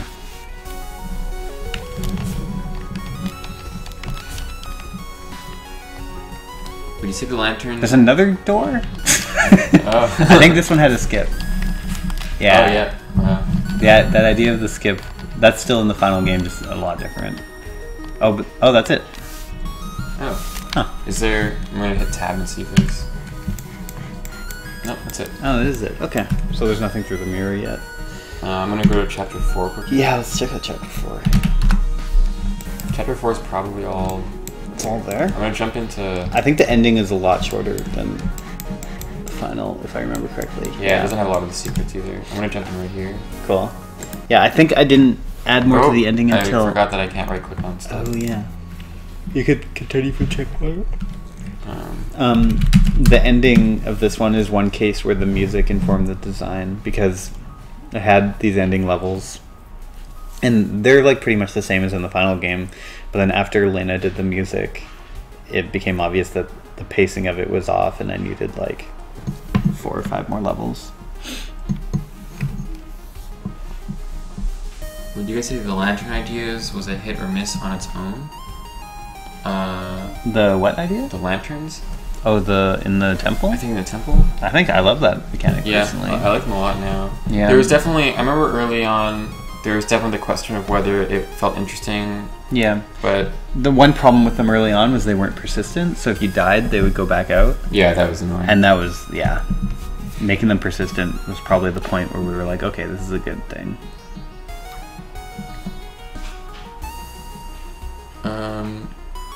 What were your favorite video games as a child? I liked A Link to the Past a lot. That was like a huge one for me. Yeah. I know Matt is like Mario 3. Yeah, my main inspiration in this game is Mario 3 and Donkey Kong Country 2, probably. Places I pulled from. Oh yeah, level design wise, that is. Yeah. Answering coding stuff, yeah. Totally happy to answer any coding questions people have. I like answering the Bezier curve stuff and distortion maps, etc. That stuff's fun. Yeah, questions are totally fine. Would you say a game at this level be a good display of coding knowledge to get a job in the industry? Depends on the job. Yeah, it depends on the job. I mean, yeah, I've never tried to apply for a game position at like a real company, so I don't really know like actually what's involved in trying to get a job as a game developer somewhere, because I've only ever just made games for myself. But yeah, I assume like if you showed someone this and like you showed that you coded it or whatever, that it would probably, it's definitely worth something. Like it's definitely shows that you're able to code something, which is cool. Mm-hmm. Are we planning on making any more levels or an editor? Sorry if this has already been asked. Editor, we like the idea of it, but we don't know if we're gonna do it yet. Levels, yeah, probably, but we don't really want to say anything about it. And it's a bad idea, but I'm planning to go job and get a full-time indie.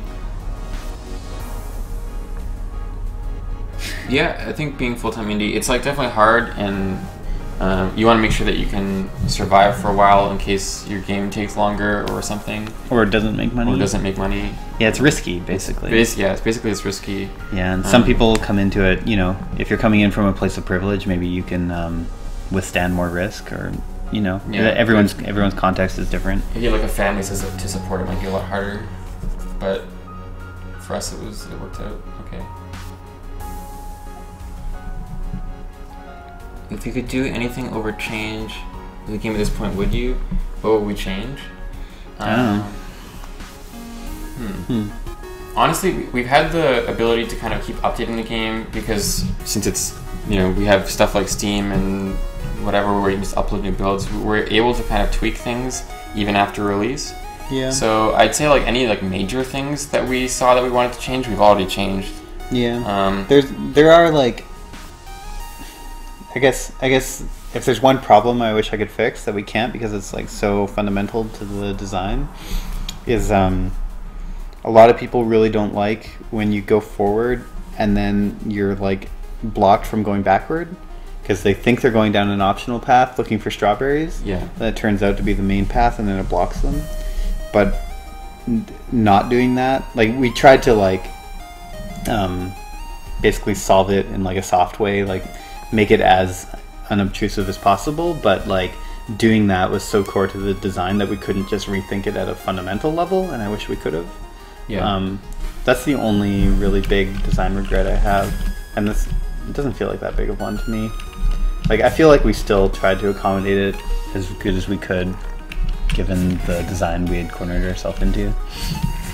For the player class, yeah, I don't really see any reason to split it up. It worked well enough for how we had it. There's definitely a lot of stuff I would change to redo the player class, and it would probably end up being closer to like 4,000 lines. I'd cut out a lot of the stuff that doesn't need to be there, like animation code, and a lot of the states, like all her kind of like the dummy states that just don't have auto control should just be a different object. But the actual stuff that's like specific to the player, I'm fine with keeping that in the player class. That feels correct to me, and was easy for us. So splitting into classes would just put it all over the place. But that's like kind of to each their own. I totally understand why you would not want to have it like that. Yeah, about the thing I talked about, someone said the checkpoints alleviate a lot of that. And yeah, that's a big reason why we added the checkpoints, is once we noticed that was a problem with the design. It's kind of a band-aid. Like ideally, we would fix that issue at a more fundamental level, maybe.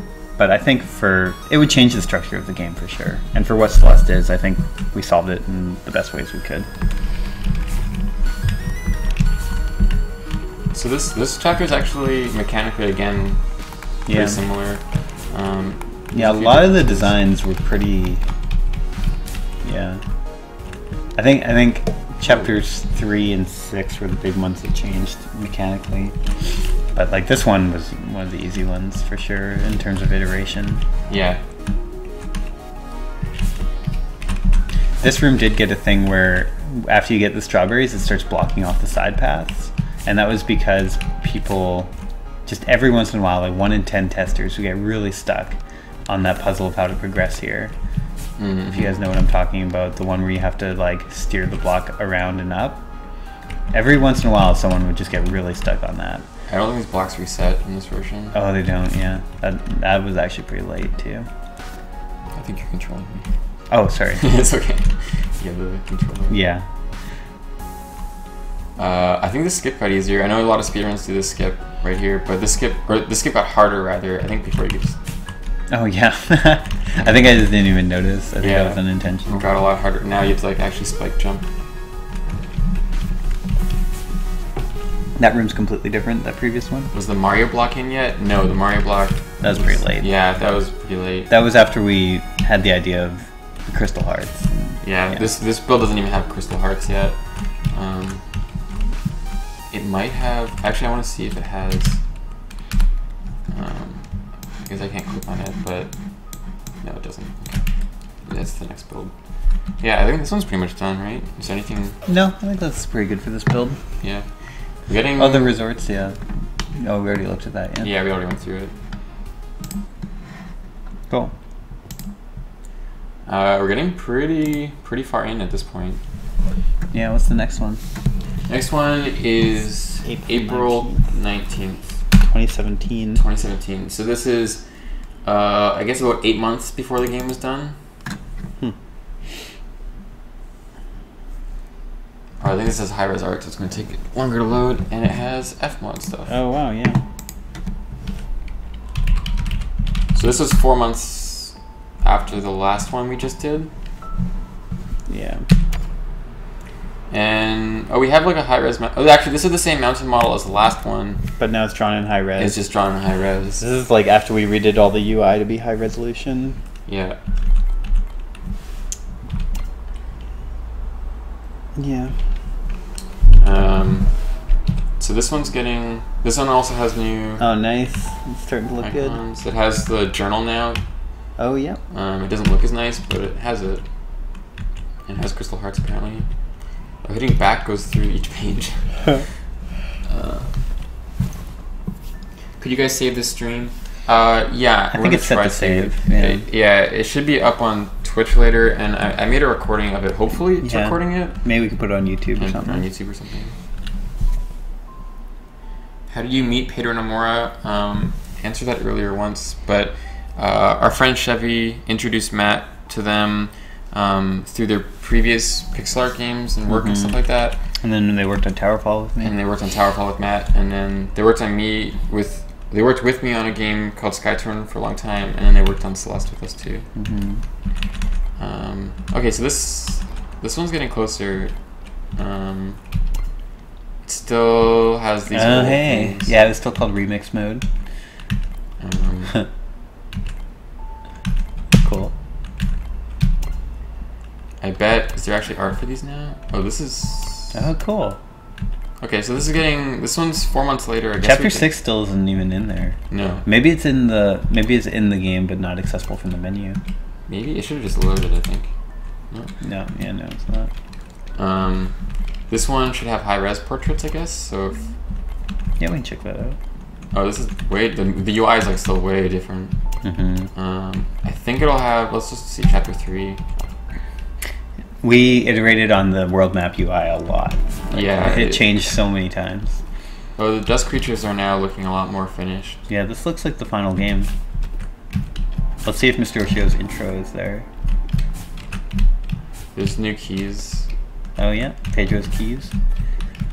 Your dash effect is still different. You're still missing the dash. That was really late though. That was very late. Yeah, that we added that.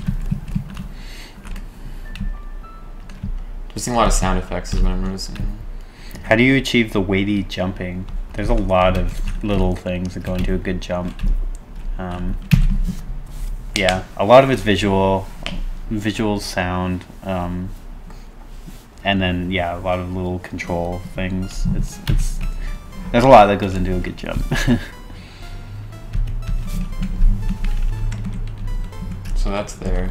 Yeah, his dialogue's a lot less good, but he's there. Mr. Shiro's dialogue was changing right up until the end, actually. His like character, we actually had a consultant come in and help us with him, like right at the end. Writing a lot better. Yeah, like in the last month. So yeah, his stuff, just his art got a lot more coherent right near the end. This is pretty much the same. I think this version has stuff that isn't. Yeah, this thing. Oh yeah. This. Why is this not working all of a sudden? I don't know why that's not. That was working last night. Yeah, weird. Maybe just is it. What were we struggling with Oshiro? We didn't know what his story was. Yeah, I think we added all the stuff about his past, like we clarified his past and made him a more positive character, basically. Like, he didn't really have a justification for why he was being so, like, shitty, basically. So he just came across as, like, an annoying, like, terrible person.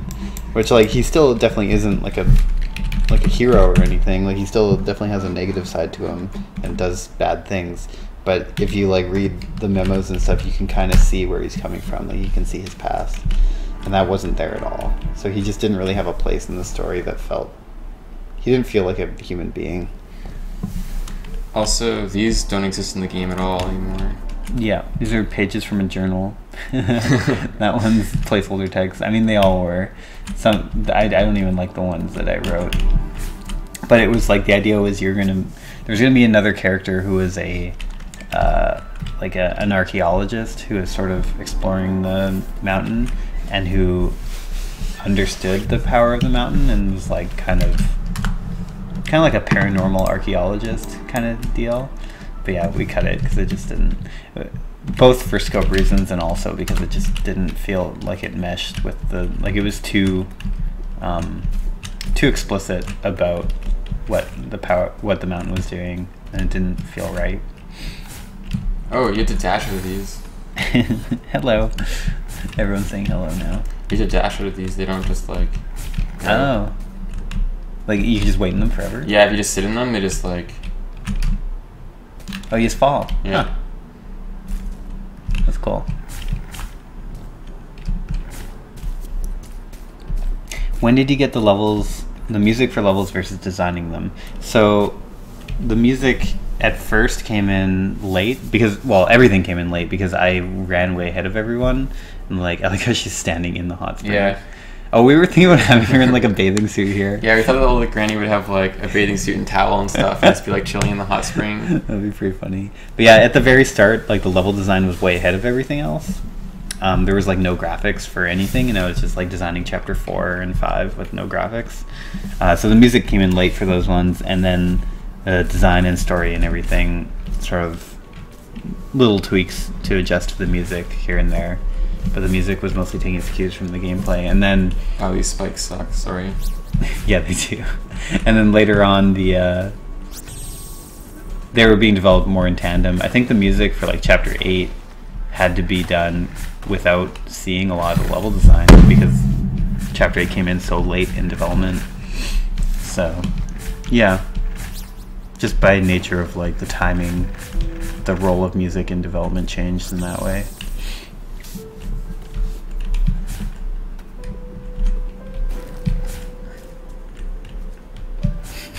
A lot of the art has like really subtle changes just to make like visibility a lot better. Like these things are not as dark as they are now. Yeah, because they look solid. These spikes are terrible looking. Yeah. The background tiles are just the city tiles recolored. That's why they look so bad.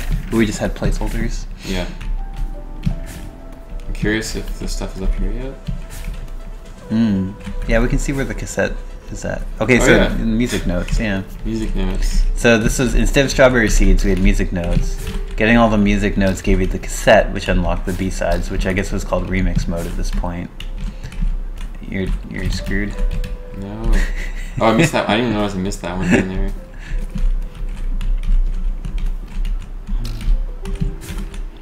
What is our stance on glitches being used for the speedrun?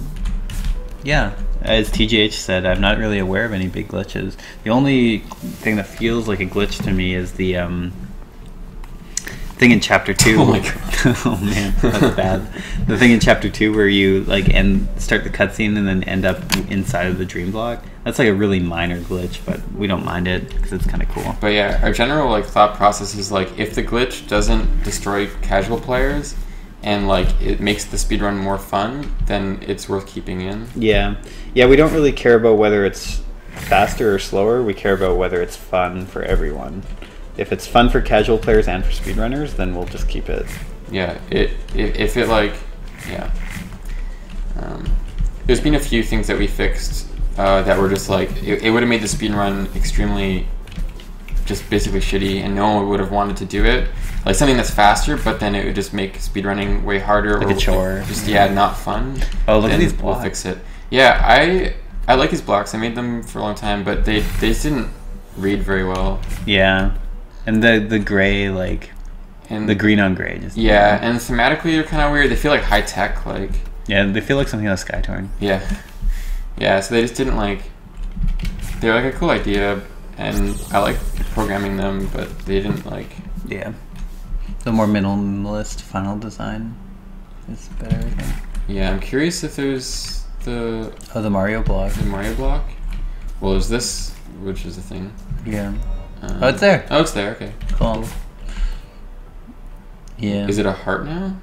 Oh yeah, it might be a heart now. Yeah, it is a heart now. Yeah, I don't consider ultra dashes to be glitches either. Like, we purposefully didn't cap the player's speed so that stuff like that could happen. The heart animation's way worse though. Oh yeah. Yeah, I think the heart animation was largely based on the sound that Kevin made for it. So once the sound came in, then it got a lot better. We made it break also. It didn't break there. It just like spun into the foreground. Right.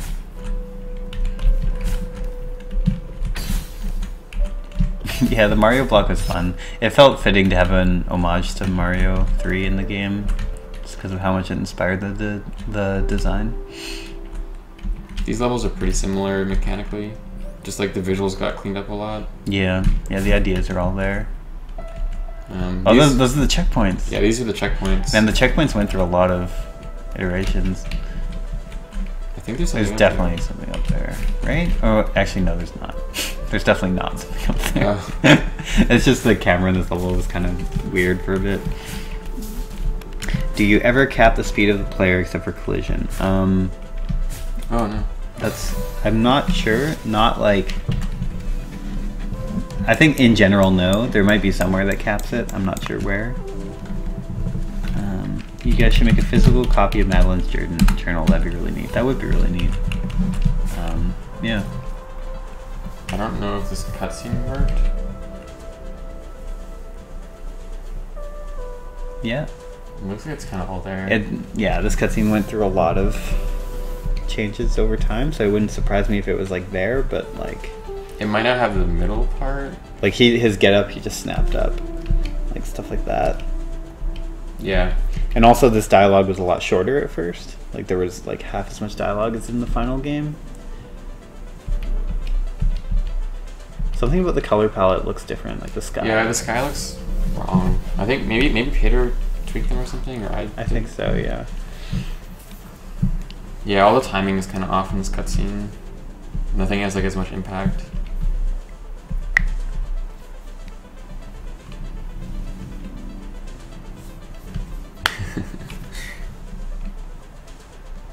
What was the inspiration for the panic attack bit? Honestly, I don't remember. Okay, this looked a lot worse. Oh, yeah. Oh, no. So I'm going to stop there. That's pretty much... It gets just like... The art is just really bad for this part. Yeah. It's like weird hands that grab. The dialogue's bad too. She's like, "We're gonna die." Yeah. And he's like, "Yeah, it's okay." What was the inspiration for this part? I guess I was going through a pretty anxious time. That's honestly where a lot of that came from. I'm curious if this has... The intro of the temple's shorter. Yeah. Like you just start right there instead of having like the whole... I really want to play through... Oh, wait a second. This is completely different. But I'm going to start in here. This is going to be cool. So this is the mirror. Also, originally Peter made gigantic torches. And they got a lot smaller. I forgot about that. Yeah, because they seemed like they would be more prominent in the design. But they ended up just being kind of like background elements. This part's... So this is like through the mirror in Chapter 5. Yeah. And none of this stuff exists anymore. Yeah. Oh, man. So this is the same code that... so when the Seekers in the final game, when you're through the mirror... when you stomp them and then they respawn and they have that shockwave, that's the same code as these. So these things are just like, you get close to them and then they do that shockwave in a bit. That's the entire thing. I think if you touch them... You can touch them in this one. Yeah, so originally they killed you if you touched them, but in this one, it just instantly does the shockwave if you touch them. It's honestly kind of a cool mechanic, but it just felt too finicky. It was hard to like do anything on purpose, basically. Yeah, because you just never could be like quite in them at the right time. Yeah.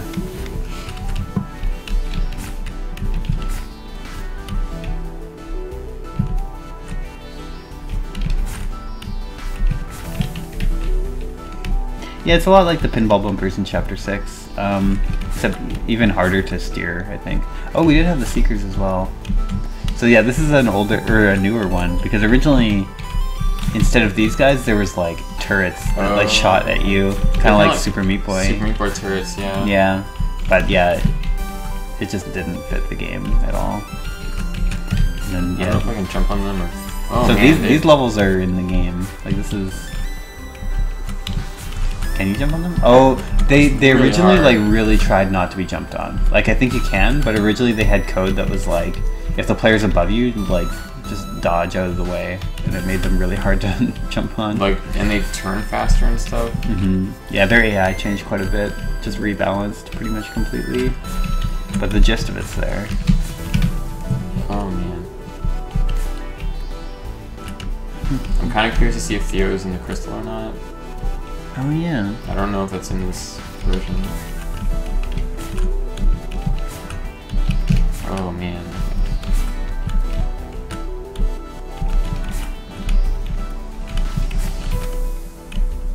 There's the checkpoint. Oh, the red bubbles are here. Oh, but you still have to press dash to dash them. No, thanks for the host, TGH. Oh, cool. Yeah, thank you.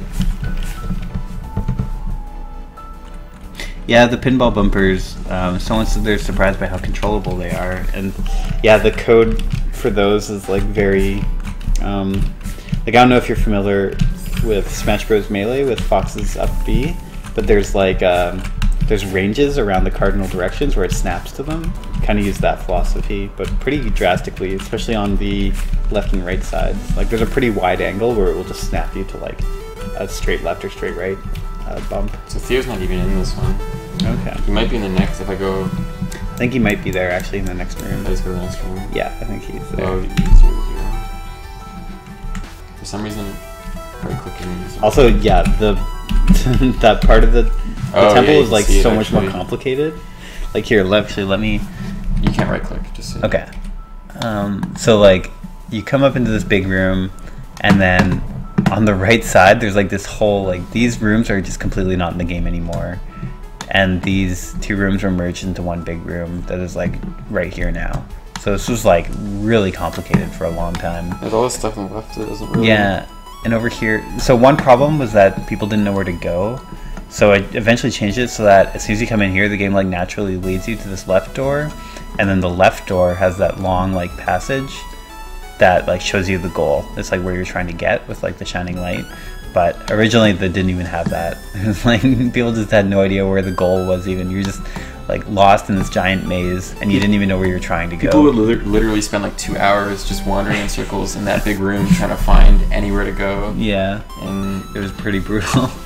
Because you had to like go all the way around here and then out through here and then down and up and... Yeah, it was really complicated. And instead of keys, like in the final version, there's 2 lock blocks that you have to like open and then shoot yourself across with a red bubble.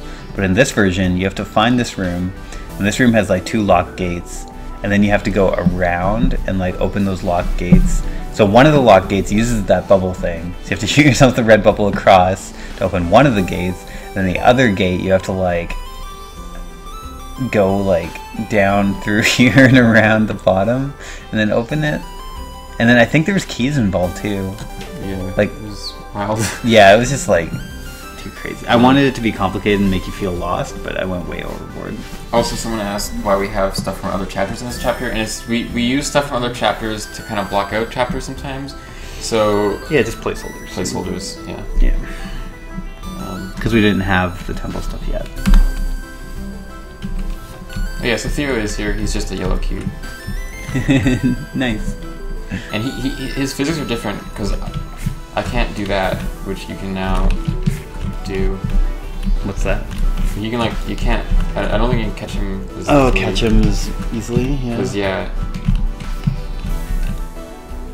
he's just like a lot harder to work with. And I'm curious kind of what it's at the end of this chapter. It might just end still? Yeah, it probably just ends. Like, I think the eyeball at the end came pretty late. Yeah. Oh, there's not even There's not even an ending. Yeah, it's just a level. E7. Oh, it's this level. Yeah, this level's still there. Those blocks had like purple. Oh yeah, they had these big purple dots on them to like show you where they were going. And we replaced that with like the background like smear on the wall. Yeah. To show where it's been like scraping. That's it. Yeah, doors were really slow at this point. Oh, spikes like bounce you. What are your thoughts on people reading things into the game that maybe you didn't intend? I think it's fine. I think, I don't know. Yeah, people see it. Yeah. That's pretty much with like any art ever. People, you know, will take what they will out of it. Yeah. I think like part of creating something and having people play it is you just have to kind of accept that people are going to... Yeah. It's like once you put it out there, it's not really yours anymore in a lot of senses, right? Yeah. And actually, when people engage with work that way and like sort of reinterpret it, that's kind of flattering, to be honest. Yeah, it's kind of exciting. Like people have their own ideas about stuff. It's just, just cool. Is there a 6th chapter? No, still no 6th chapter. Still no 6th chapter, eh? Nope. Do we have one with the water version? I don't think I have it on here. Okay. I think the next one already has the general idea, but it's just a lot worse. Okay. Maybe we should try to find one. Yeah. I'd have to go through the version control. That's true, yeah. You could do it on your laptop, maybe. Yeah, I could do it on my laptop while we keep going. Yeah. I guess we can go to the next version then, right? I think so. I don't think this has anything else really. I think a lot of the B-sides... We didn't decorate the B-sides until literally the last like 2 weeks of development. They were like looked a lot like this for pretty much the entire... Yeah, the B-sides looked like this until like literally like 2 weeks before the game was done, which was a huge mistake because it took way longer to decorate levels than we thought it would. Yeah. But I think this B-side's basically the same. Is this level in the That's not a level. We didn't add rhythm levels until like 3 months before release or something. And then once we added rhythm levels, then I wanted to add them at the end of every B-side as well. Yeah. Yeah, I think that's pretty much it for this version. Yeah. Can we do the next one? Yeah, let's do it. It would be cool to find the water levels that don't exist anymore, but I have to go through version control. Was it just because we were iterating on the B-sides a lot, or did you just not get around to it? We just didn't get around to it. We just, like, decorating levels was the thing on our to-do list that was always pushed back. It was always like, okay, we'll get to that, like, soon. Like, we have to rewrite this dialogue first. We have to redesign this level first. We have to, you know, and then the last week really sucked because we were decorating like 500 levels in like 4 days. I was literally, we were pulling all-nighters, just like placing tiles and levels, and it was like the worst thing that I've ever had to do. It was so bad. Yeah, we should have just given ourselves another week. I don't know why we just had this deadline that we just wanted to hit, and we just, at the expense of our own health. It was like how many levels can I do in like a day? And we would just be like sitting there like listening to podcasts, decorating levels from when we woke up until like 7 a.m. the next day, and we did that for like 2 weeks, and it sucked. Yeah, but that was actually like the lowest point of the game development. Yeah, sure. I would say so. Yeah, and it was Like besides that, everything else was like pretty smooth. If we had just like another 2 weeks, I think it would have been fine. Yeah, I agree. But it's really hard to have perspective when you're in the middle of it. But lesson learned for next time. I'm gonna fix that.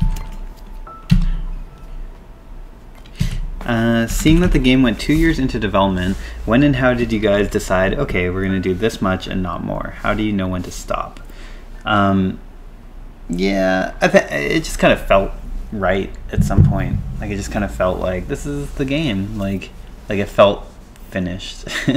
And that's like a really subjective feeling, but like, yeah, I mean, like we could have called it finished after the B-sides, I think, or even just after the A-sides, but then the B-sides just seemed necessary to us because the game had room for that higher level of play. And then the C-sides, it was mostly a thing of like, wouldn't it be cool if you beat the B-sides and there was even more? Like, wouldn't that just be, like, as a player, wouldn't that just be fun? And then so we did that. and then that just felt like a good place to stop. This has, Gabby's Mountain. Gabby's now with Mountain? some of Sven's lighting on it. Yeah. So it's looking pretty good now. It's pretty close to the final one. The Yeah. lighting's different. There's no fog.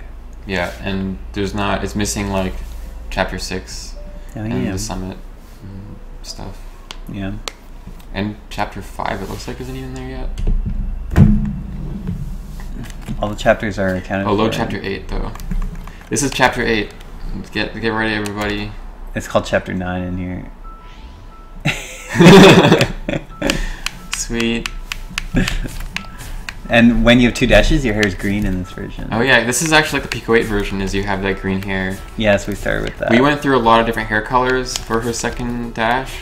Yeah, but pink was the best.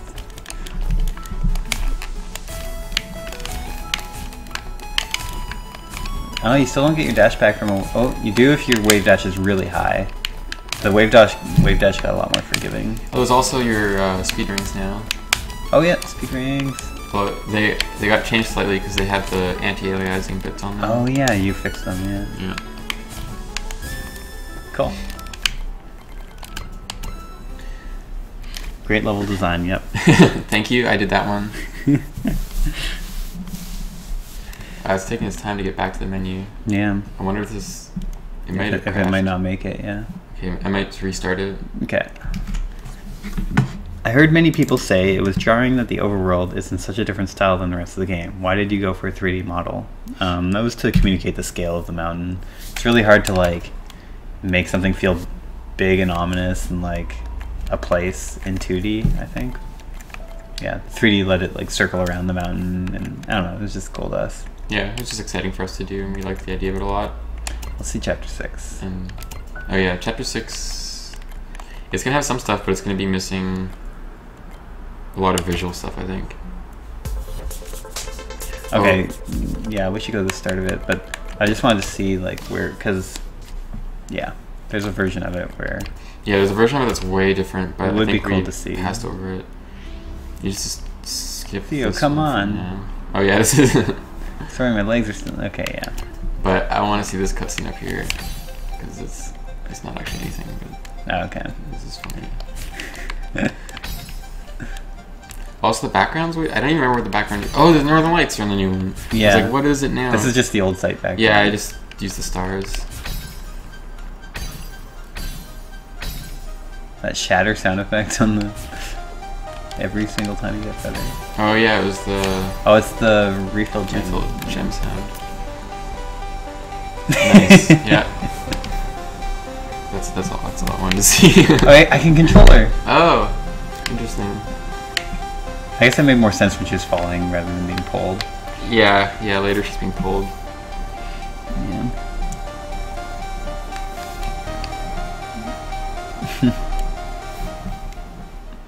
Meow. Yeah, the music was in already. That's cool. Yeah. Can't control her here. Oh, these spikes. Graphically, this chapter is still a lot different than it is later. I remember these the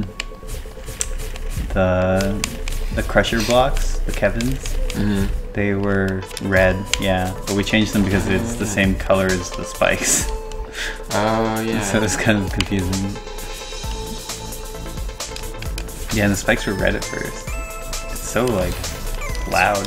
Yeah, it's really interesting. It makes the place feel completely different to me. Yeah, it's a lot more negative.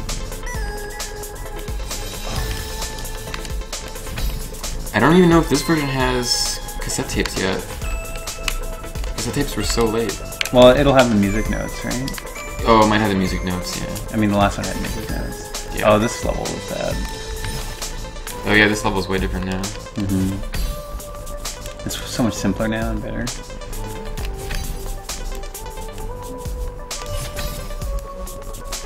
What is the size of our pixel art? The screen size is 320 by 180. Yeah. If that's what you mean. Yeah, there's no, the cassette room's not there.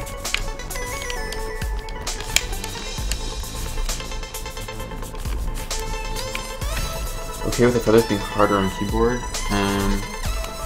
I mean, I play mostly on keyboard, and I don't find them too hard. I guess they're, like, just due to the way the angles work, like, it probably is easier with a stick. Yeah. I didn't look at that. But yeah, it's just, just the way they work is just, like, slightly nicer with the stick. Okay, so that's there, it just doesn't... Cool. Yeah, everything looks a lot more red to me. I did color grading on this chapter. Also, okay. like, I did the color grades everything now. Oh, there's nothing over here. Huh.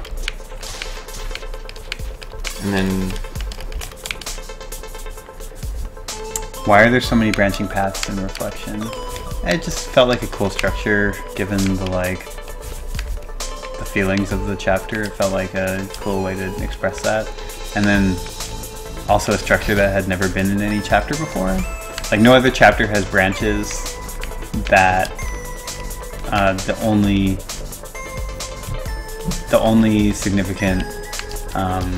significance of your choice is what level you play. Like, there's no strawberries or other collectibles in these branches. You're just picking which level you want to do. And I just thought that was a cool structure. It also only works in a chapter where there aren't things to collect, because there's a thing with Celeste where we always wanted it so you could collect everything in one playthrough. In one playthrough, yeah. So this is the only chapter without anything to collect, so it means that it could have paths that didn't reconnect. This was like a secret oh, this is the music notes. Oh, yeah. Oh, this level was hard. Yeah. Yeah, it was like just a level structure that I always wanted to explore in the game, but didn't have a place for it. And then Chapter 6 just seemed like the perfect place to put it. How do we get in touch with the person who ended up making music for the game? Honestly, I think we saw Elena through Twitter and her SoundCloud, and I think I met her once at TDC very briefly. But it was mostly just like, we were thinking we wanted to get music for the game, and we were just like listening to her SoundCloud and being like, this is like really sweet. And then I think we just had mutual friends, so we just reached out and were like, hey, like, yeah, do you want to check out our game? And yeah, adding layered music was something that was just, I don't remember how that came about exactly, but I don't remember whose idea it was. It just felt really cool, especially in Chapter 1.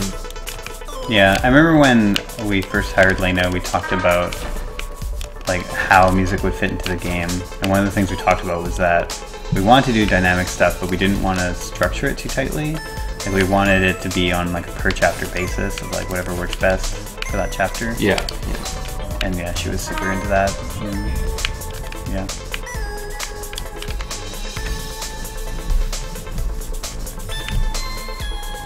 These levels are pretty similar. Yeah, I would like to see... I wonder if we could grab that other build. Because this chapter was originally a water level. And it was a really bad water level. It took a long time to figure out. I think you need to break that with the... Yeah, I think you're right, yeah. By layered music, I mean it gets more instruments as you go. Yeah. Yeah, so it just felt cool to be like climbing through a level and having the music develop as you go. It just felt like an exciting... And it's like it's done differently in each chapter too. Like, yeah. Like Chapter 1 the music doesn't develop as you go. It like, when you're on a side path, the percussion drops out. Yeah. So you lose your sense of progression when you're not progressing, like your sense of drive. Whereas Chapter 3, the layers come in as you unlock doors. And then, like, no chapter does it the same way twice. Yeah, it was something I think we thought about a lot with this game. Is we never wanted it to feel super like a formula. Yeah. Like there is sort of a formula, and like there's always strawberries most of the time, and there's always like cassette and stuff like that. But like we wanted each place to feel really unique and like feel like it had its own identity. Yeah, and that also ties really well into the idea of like why we did branching paths for this area, because like. Oh man, this dialogue is right to the point. Yeah, because we wanted each chapter to have a different level structure. Like, we wanted each chapter to feel like a different, different type of branching, different type of map. Someone asked also, when did the Kevin blocks get sounds? They got sounds pretty near the end, and it was pretty much all up to Kevin. Like, when it comes to sound design, like, Kevin was pretty much in charge of it, and he ran with it, so I'm not even sure like how he decided that they should have those like rumbling voices, but it turned out super awesome. Yeah, it was awesome. And super fits. I think someone else was at that. So I'm behind on questions, so I'm just gonna go through them.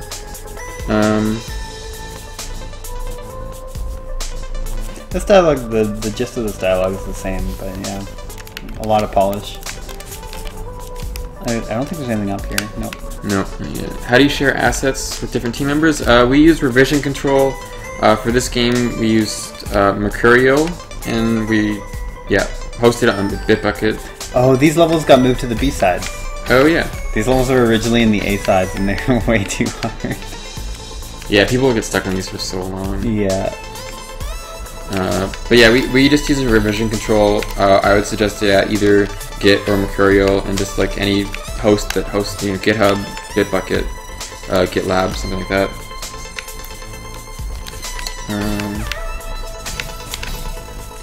Yeah, no secret room.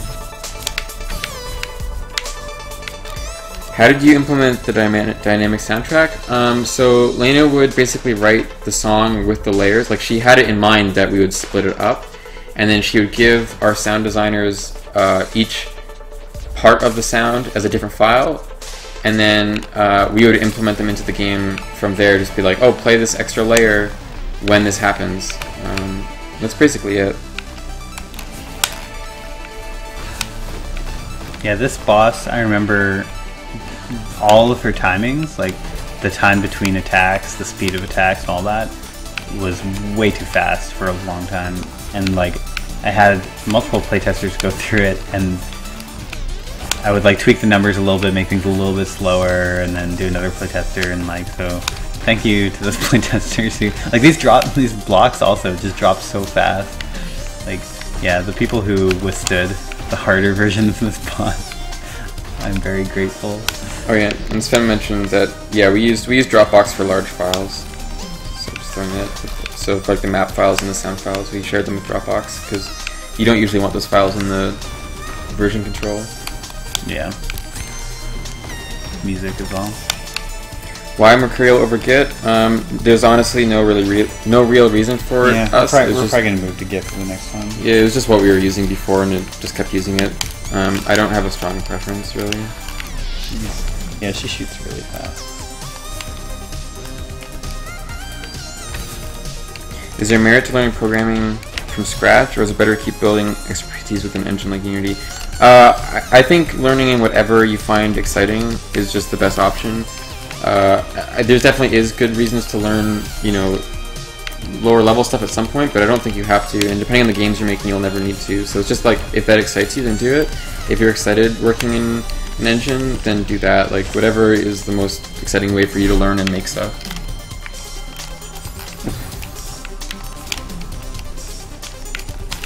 How do I make my websites?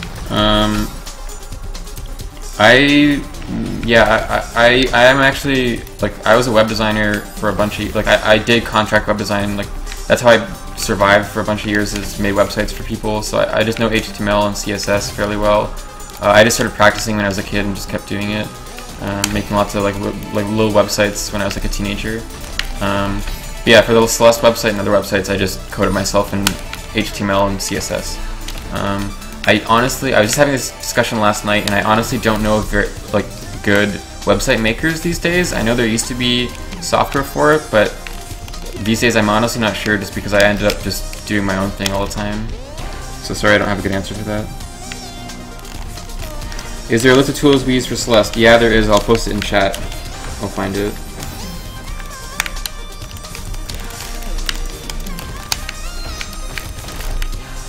These levels are pretty much the same. The boss, attack patterns are a lot harder. Like, her interval between beams is really short, and the background is just solid. Like, there's no props in the background. It's just, these levels got decorated very late as well. But yeah, the levels are pretty much the same, but they're a lot harder because of the boss. Attack patterns are brutal. Sven, I might do 7-day FPS. That sounds like fun, but we'll see. It'd be cool. When is it? I actually don't know when it is. What kind of websites did I make as a teenager? I made a lot of just all sorts of websites. I made websites for games, I made forums, I made all sorts of stuff. That dialogue is completely different. Like, even the tone of it changed.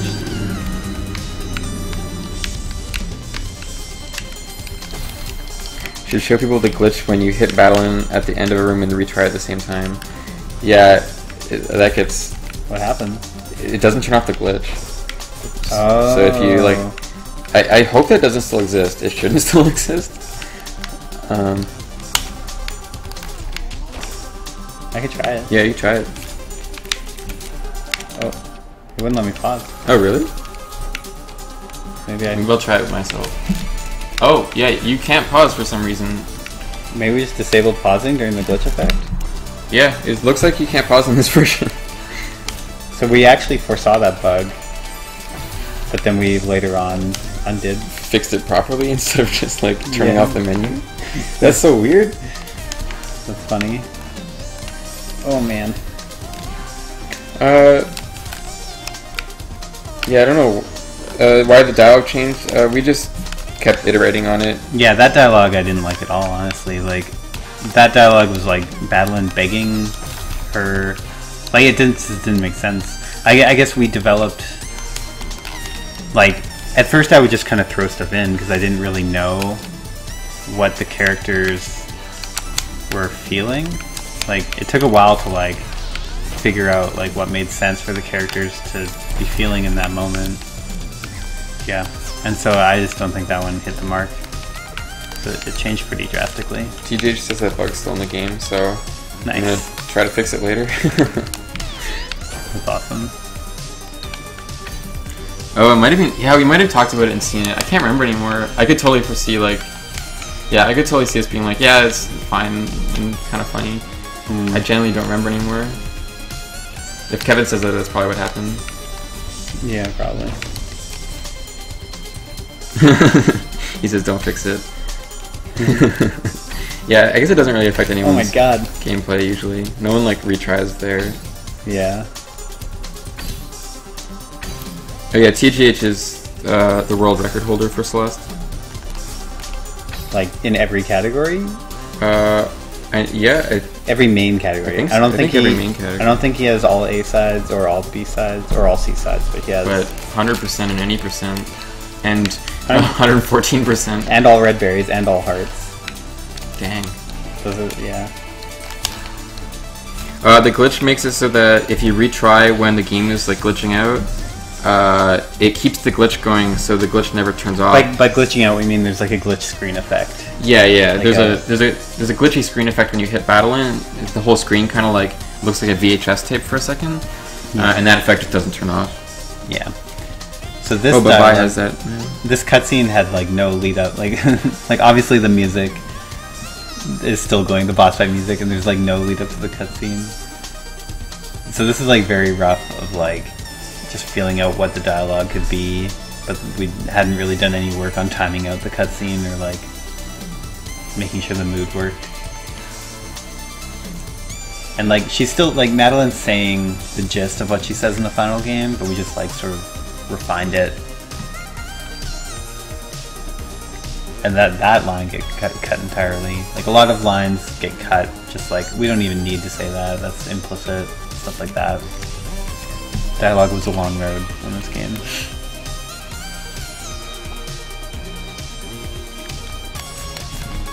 Yeah, the music just doesn't turn off right now. Yeah. Also, these spikes are gone in the final version, I think. Yeah, they're all. We got rid of all the hazards after this because it is the same kind of thing with Chapter 2, how we got rid of all the spikes after the battle and fight. Yeah. In this one, it's the same thing where like it didn't really feel cool. Like, oh, you just beat that really hard boss fight. Now there's like spikes again. And also just the feel of like it felt like Madeline was in a peaceful place after that. So like to have a challenge just felt wrong. This is awesome. Beep boop. He's like casually just walks casually walks up. There used to be a bug where he would just keep walking forever. Yeah, he'd walk like into the fall. Thanks, pal. Perfect. I don't know why we didn't ship it like this. Yeah, I don't know either. Area cleared, that's also different. It doesn't say area cleared anymore. Oh, we called them areas forever. Oh, They're called chapters later. Yeah. That's why in all our code it still says area for everything. Yeah. Oh, Yeah, the power-up moment, so the comment was the power-up is a much bigger moment in the final game, isn't it? Yeah, like it always was planned to be. That was like, that cutscene at the end was really early, just like blocking out, like maybe she'll say this, maybe this will happen, but like no, not much work put into it yet. The music's still going, yeah. It's still trucking along. Also, there wasn't the idea of... They still weren't called B-sides, they were called remixes. So we had Remix 1 and RMX 2. Oh, yeah. Was this even anything yet? It might crash. It crashed. I'm sorry. It's okay. I think... Who made the art for the area/chapter cleared screens? That's Nomura. Nomura did all the high-res art in the game, including the portraits and those, and the Instagram account. I think this is nothing. Why did you change level up hair from green to pink? We made it green originally to match the Pico 8 game. And then, I don't know, we just didn't like it. It just didn't look right to us. So we went with pink. We tried a few different colors. Yeah, we tried at least 3 or 4 different colors. Mm-hmm.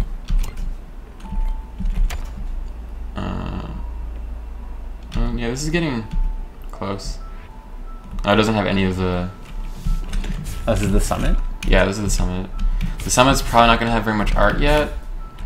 Mm-hmm. At this point. Basically, throughout the entire game until the 8th chapter, Matt was like way ahead in making levels, and everyone else was like catching up with everything else. Yeah.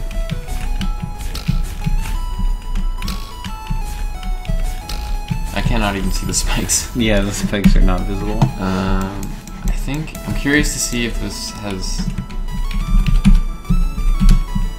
What were some of the design thoughts on the core? It's so different from the rest of the game. Yeah, we wanted it to be different from the rest of the game. That was intentional for sure. Just because it's separated, I guess almost like an epilogue type of thing. What did you say? Climbing this old mountain. Yeah. What was I talking about? Oh, the core.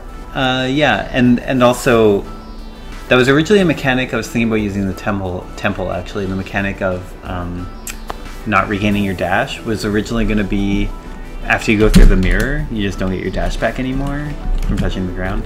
And because I liked the idea of like the mirror world having different rules for the dash, just feeling like dangerous or weird.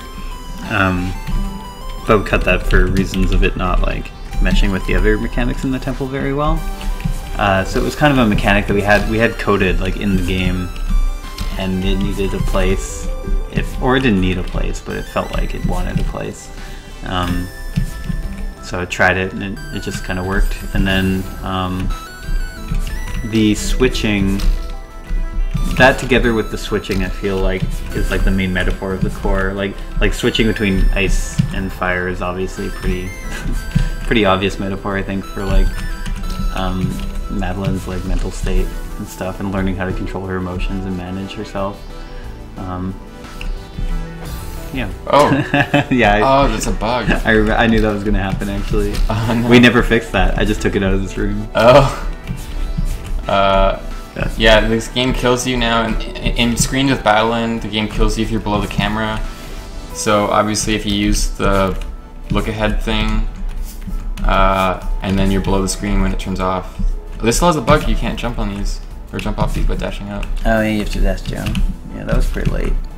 Fixing that. Those things are tiny compared to Still climbing this old mountain. Still climbing it. For Yeah, that was awesome. Oh, this just wasn't done yet. Yeah, it was just something. Yeah, I remember leaving this for quite a while because it took me a while to like work up the like courage to finish the game for one, and also just to think of what to do at the end. It's really intimidating to design the final stretch of this game. Which parts of the game were most technically difficult to code? The lighting. Yeah, probably the lighting. You don't even notice it most of the game, but for me it was definitely the lighting. I have a Medium article. I'll post it in the chat actually. Climbing this old mountain. Hello. That's funny.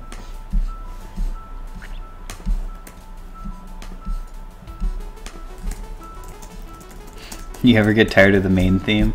Yeah, I think, well, between this and sitting at the PAX booth, hearing it over and over, it's like, it's a really good theme, but yeah, I definitely went through a period of like, I don't want to listen to that for a while.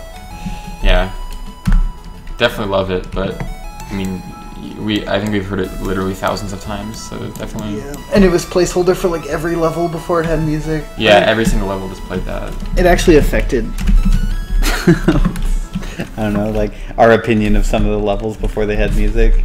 We were like, man, I just don't like this level for some reason. It's because we were listening to the same song a million times in a row. Oh, this is... I just left it hanging there because I don't want to hold it anymore. Sorry. The controller is like rumbling while he plays. I can just unplug it. That's okay. This level is pretty similar. Is the mirror here yet? The mirror is probably all. Maybe. Is the Celeste team going to work together on anything else in the future, or is everyone going their separate ways? I think a lot of us are going to keep working together. We have some plans that we can't really announce yet, but we're going to do something cool. We're going to talk more in the future. Yeah, more in the future about that specific subject, I guess.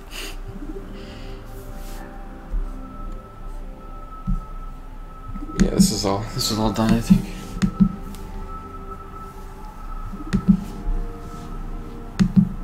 Oh, I don't hear any sound for this. Yeah, it probably just didn't have sound yet. But did it have the... No, this is different. It didn't have the... Okay, no, this is different. Yeah, it just doesn't have the level. Yeah, originally it was just like a really short sequence. Yeah. And then we were like, well, it doesn't really have weight because you do it so quickly. And then I added that like sepia... the sepia color filter, and also the zoom out. The zoom, yeah, it zoomed out and stuff, so it looked a lot different. And also adding the level where you have to break through some blocks and stuff introduces the mechanics of how those enemies work. Oh, it didn't turn off the... Oh, yeah. Whatever this is called. The, like, oh, it's back. Anxiety effect. Yeah. Is Theo in? Theo's gotta be in this one now. The eyeball might not be, though. What part of the game are you the least satisfied with?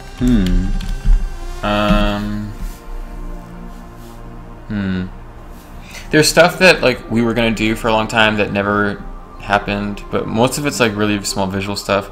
Like, for example, something I was gonna do for a long time but I never did was in Chapter 7 when you jump up and get thrown up by Battlein, you kind of go through all those clouds. And for a long time I was going to add like stuff from each chapter in those clouds. So like when you jump up from the city, you'd see like beams and like metal stuff kind of flying by, and that just never happened. But I'm not like dissatisfied with how it looks either. Yeah, I would say I'm pretty satisfied with the game. There's a bunch of little things we didn't do that we could have, but yeah.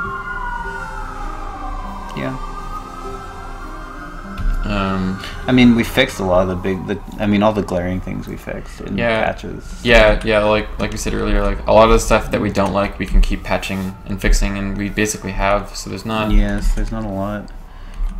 Matt already mentioned that one thing about the progression stuff, like not being able to go back sometimes, that we can't really change.